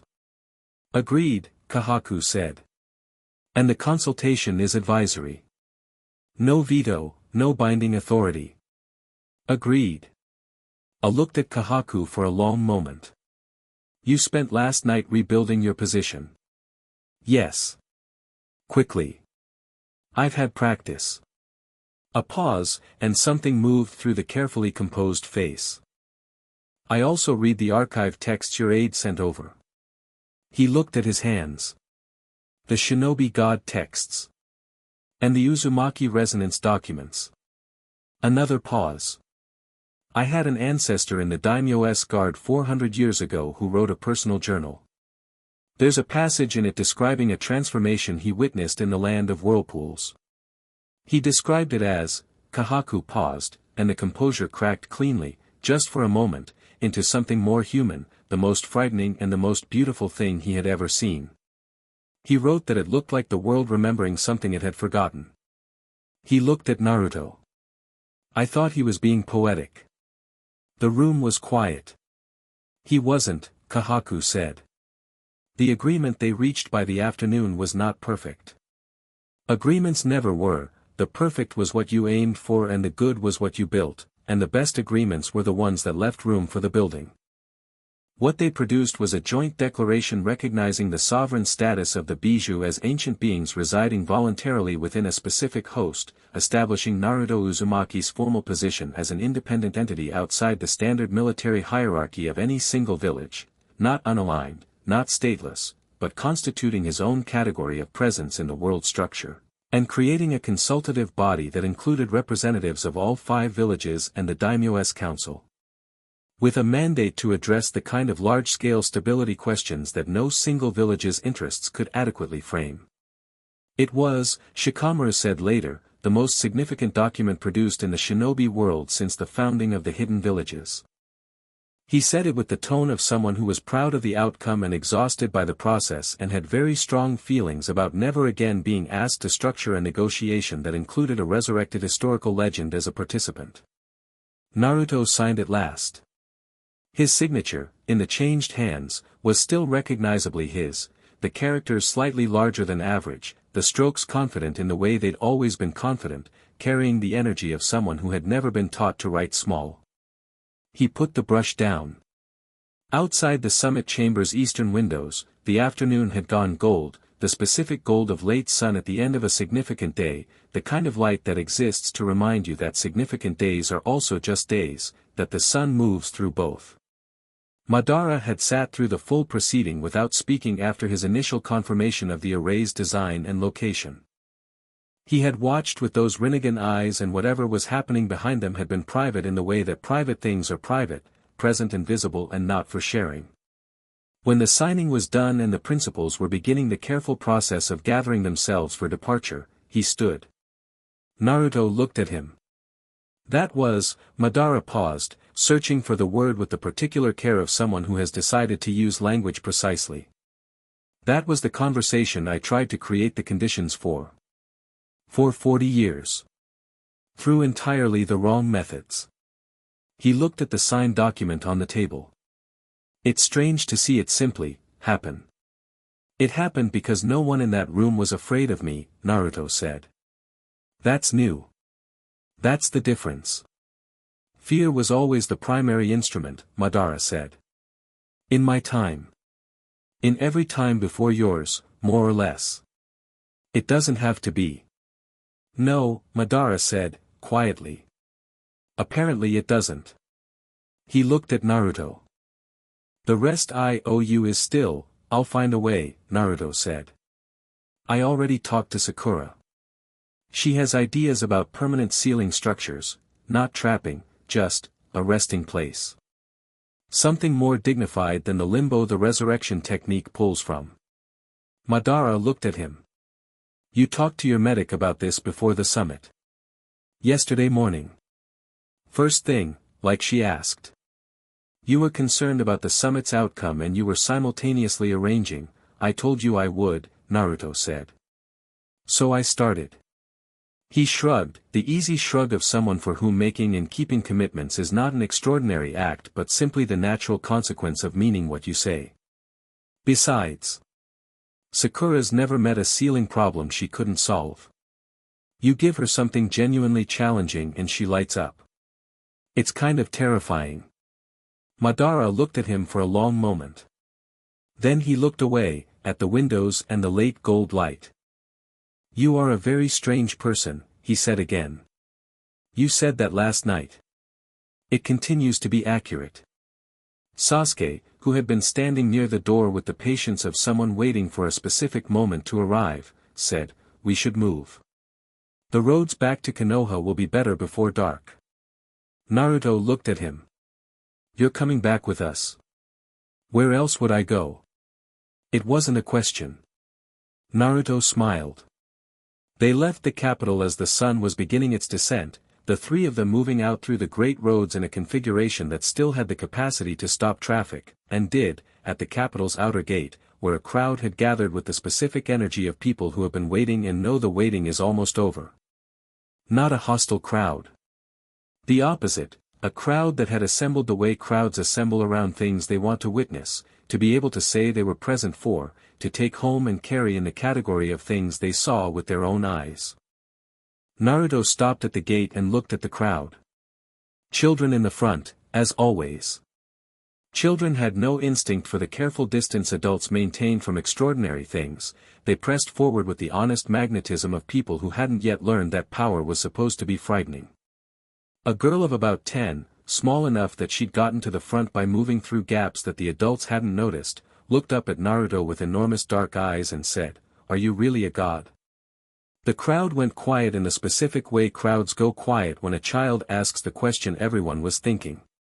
Naruto crouched down, not to be less imposing, but to be at her level, because that was the right way to talk to someone and size didn't change it. He looked at her for a moment. "No," he said. Her brow furrowed. "But the 9 tails, 9 bijou, yeah." He held up his changed hand and she looked at it without flinching, which said something about her. "I carry a lot of power. More than anyone's had before, probably." He paused. "But power's not what makes someone a god. And I'm not a god. He thought about it, Naruto. From Konoha. I like ramen. I was terrible at the academy. I have a friend who's annoyingly better than me at most things, I'm not annoyed by that," Sasuke said, from behind him.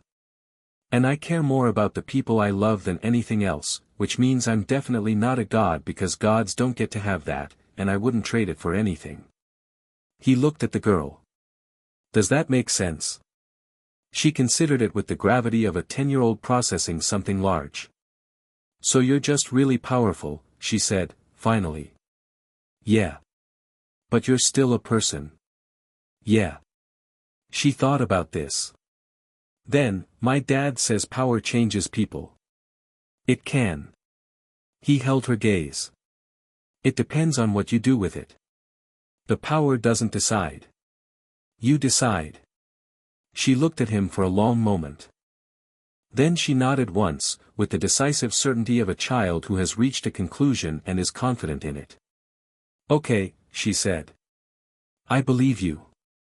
"Thank you," Naruto said, and meant it completely. He straightened. The crowd had been listening, the silence had been the listening kind, not the waiting kind, and when he stood there was a sound from it that wasn't cheering exactly, more like a collective exhale, the sound a room makes when something that was held is released. He walked through the gate. The road home was quiet and long and the light went from gold to amber to the first deep blue of early evening, and Naruto walked it in the company of the 2 people who had been the defining relationships of his life since he was 12 years old, and the world was very large and very present around him. "The declaration is going to be difficult to implement," Sasuke said, around the first hour. "Yeah. The consultative body is going to have arguments. Kahaku is going to push boundaries. A is going to push back. Kitsuchi is going to be pragmatic about it in ways that annoy both of them.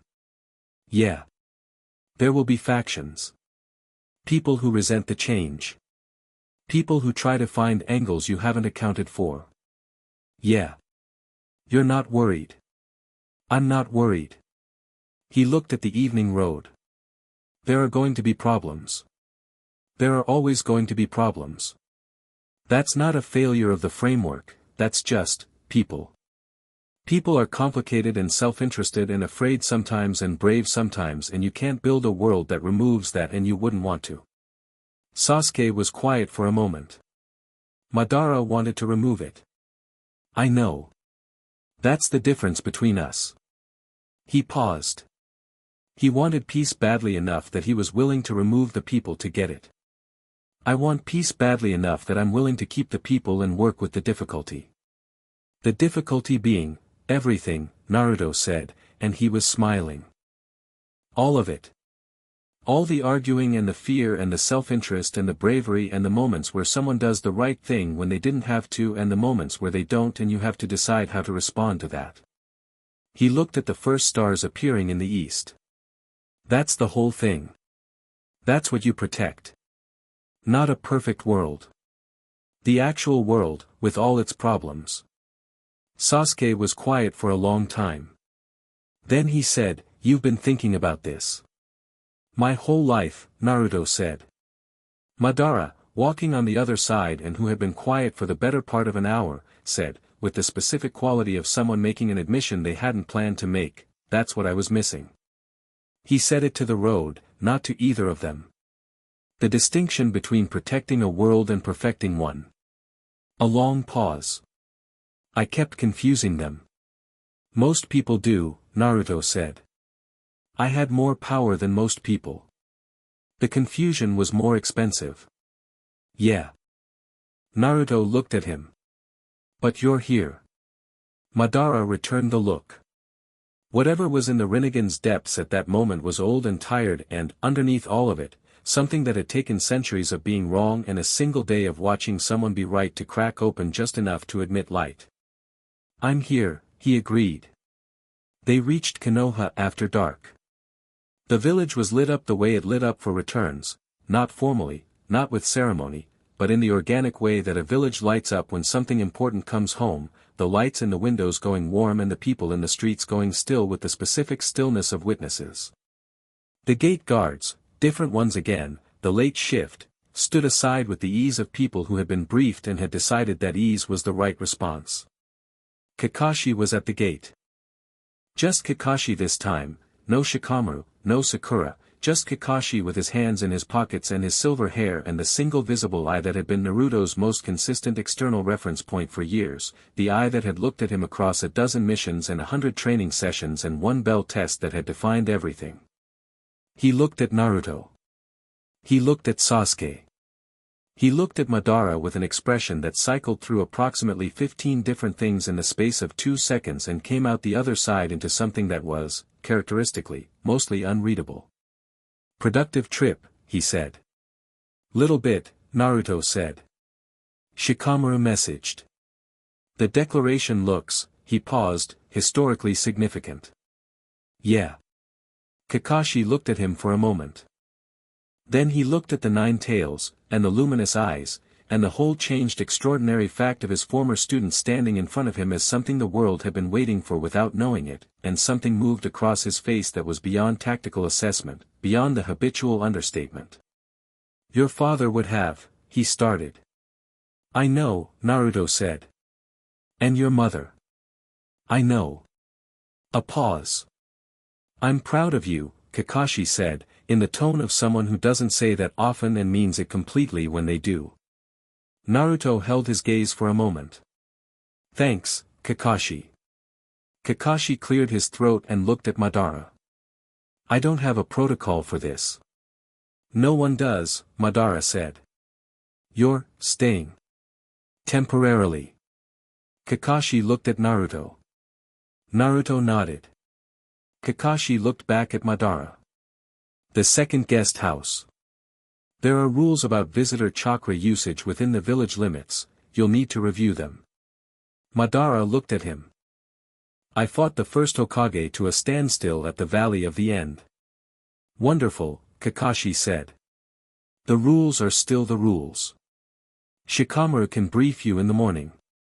He turned and walked back into the village with his hands in his pockets, which was the most complete possible Kakashi response to the most uncategorizable situation of his career. Madara watched him go. He's interesting, he said. He's Kakashi, Naruto said, which was the complete explanation. He found Hinata where he'd expected to find her, not waiting at his apartment, not stationed at the gate with the others, but at the bench under the tree in the park, because Hinata understood that the return from something significant needed to be met somewhere quiet rather than somewhere watched. She looked up when she heard him coming, the Byakugan reading his approach through the wall of dark between them, and her face in the lamplight of the park's nearest lantern was the face of someone who has been living with a particular weight for several days and has just felt it lift. He sat beside her. The 9 tails settled around the bench in a way that had to be mildly absurd from the outside and felt entirely natural from the inside. The night was warm and still and Konoha was doing its evening things around them. How did it go? She asked. Good, he said. Better than it could have. Not perfect. Is it ever? No. He leaned back against the bench. But it's real, which is better. Hinata was quiet for a moment, looking at the lamplight on the tree trunk. Then, Madara is in the village. Second guest house. You did that on purpose. Kakashi's idea, technically. The guest house, maybe. Bringing him here. She looked at him. You did that on purpose. He met her eyes. He needed somewhere to be while we figure out the rest. And I said I'd find a way, so. He shrugged. Seemed right. Hinata looked at him with those pale, thorough eyes, the eyes that had been reading him clearly since they were children, before either of them knew that's what was happening. You know what the hardest part of loving you is, she said. What? That you mean everything you say. She smiled, and it was the real one, the one that appeared when she had completely stopped managing her expression. Everyone else has to work up to it. You just say it. And then you do it. And then somehow it's done and the world has changed and you're asking what's for dinner. Naruto laughed, and it was the full laugh, the one that had always been too large for whatever room he was in and had stopped apologizing for itself sometime around his 16th birthday. Ramen, he said. It's always ramen. It will always be ramen. She leaned into his shoulder and he adjusted for her the way he always did, and they sat under the tree and the village moved around them and the nine tails cast their shadows in the lamplight, long and warm across the park grass. What's next? She asked, after a while. He thought about it. Really thought about it, the question settling into the vast organized clarity that 9 bijou and a lifetime of growth had made of his mind. He thought about the declaration and the consultative body and Kahaku rebuilding his position into something that might actually be useful. He thought about Madara in the second guest house, tired in ways that centuries of fighting had built, waiting for the rest he'd been promised. He thought about Gaara in Suna carrying the new lightness. About Yujito in Kyumo having a very interesting conversation with A. About all the former Jinchuriki waking up to the first mornings of a self no longer defined by what they carried. About Sakura lighting up over a ceiling problem no one had ever solved before. About Sasuke somewhere in the village, doing whatever Sasuke did when he came home, probably training, probably alone, probably satisfied in the precise and private way he was satisfied when things had resolved themselves correctly. About his father's seal, expanded into something his father had designed without knowing what it would become. About his mother's bloodline, the resonance that had been sleeping in him since before he was born, waiting for exactly this wait to activate. About the mission scroll that had sent him east into the border territories with a cartographer and a normal assignment and a Tuesday that turned out to be enormous. About the bench and the tree and the lamplight and the woman leaning into his shoulder. Everything, he said. Everything that needs doing. Same as always. Hinata was quiet. Still scared sometimes, she asked. Sometimes, he said honestly. Not of the power. Not of the politics. Of the things that have always been scary, losing people, missing the moment when someone needed something I wasn't paying attention enough to give. He paused. The normal stuff. The normal stuff, she repeated, softly. The most important stuff, he said. Above them the stars were out in force and the moon was a day past full, just slightly diminished from its peak, and the village breathed in its ordinary extraordinary way, all the ordinary people doing ordinary things that were, looked at correctly, entirely extraordinary, the way everything is when you understand that it's temporary and specific and unrepeatable. This exact arrangement of warmth and light and living things on a Tuesday night in a village that had almost not survived to become what it was. Inside him, 9 ancient voices existed in their 9 rooms of the seal, each one distinct, each one fully itself, Kurama vast and warm at the center, Shikaku prickly and present, Matatabi cold and precise, Isabu patient as deep water, Son Goku carrying the dignified weight of old kingdoms, Kokuo gentle and finally unafraid, Saiken cold and efficient, Komiai buzzing with the lucky energy that its name had always carried, and all of them together making a sound that wasn't a sound, an architecture that wasn't architecture, a living resonance that was the most complex and beautiful thing that had ever existed in a human body. Kit, Kurama said. Yeah. A pause. Long enough to be unusual. Long enough that Naruto could feel the Nine Tails deciding something, the ancient vast intelligence moving through its own interior and arriving at the edge of something it had been circling for a long time. When I was first sealed, Kurama said, slowly, I was furious. Not afraid, I don't do afraid, as you know, of course not. I was furious. At your father for sealing me, at your mother before him, at the entire human species for the fact of what they did to us, all the Bijuu, across every generation. The cages, the Jinchuriki, the wars. A pause.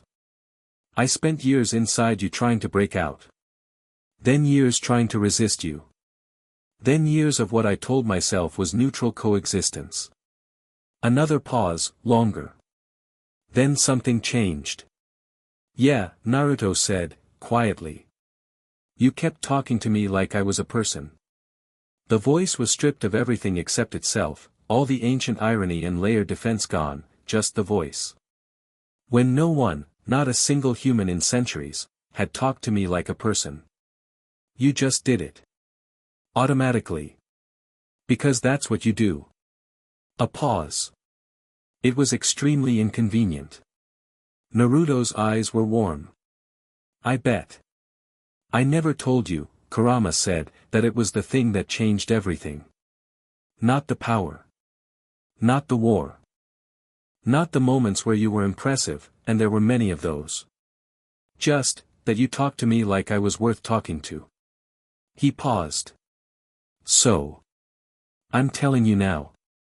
Naruto sat under the tree with the 9 tails warm around him and Hinata warm beside him and the village warm around all of it, and the thing in his chest that wasn't just his heart anymore, that was 9 hearts all moving together in the resonance that the ancient seal had finally become, was fuller than anything had a right to be. Thanks, Kurama, he said. For everything. Don't make it weird, the 9 tails said. I'll make it as weird as I want.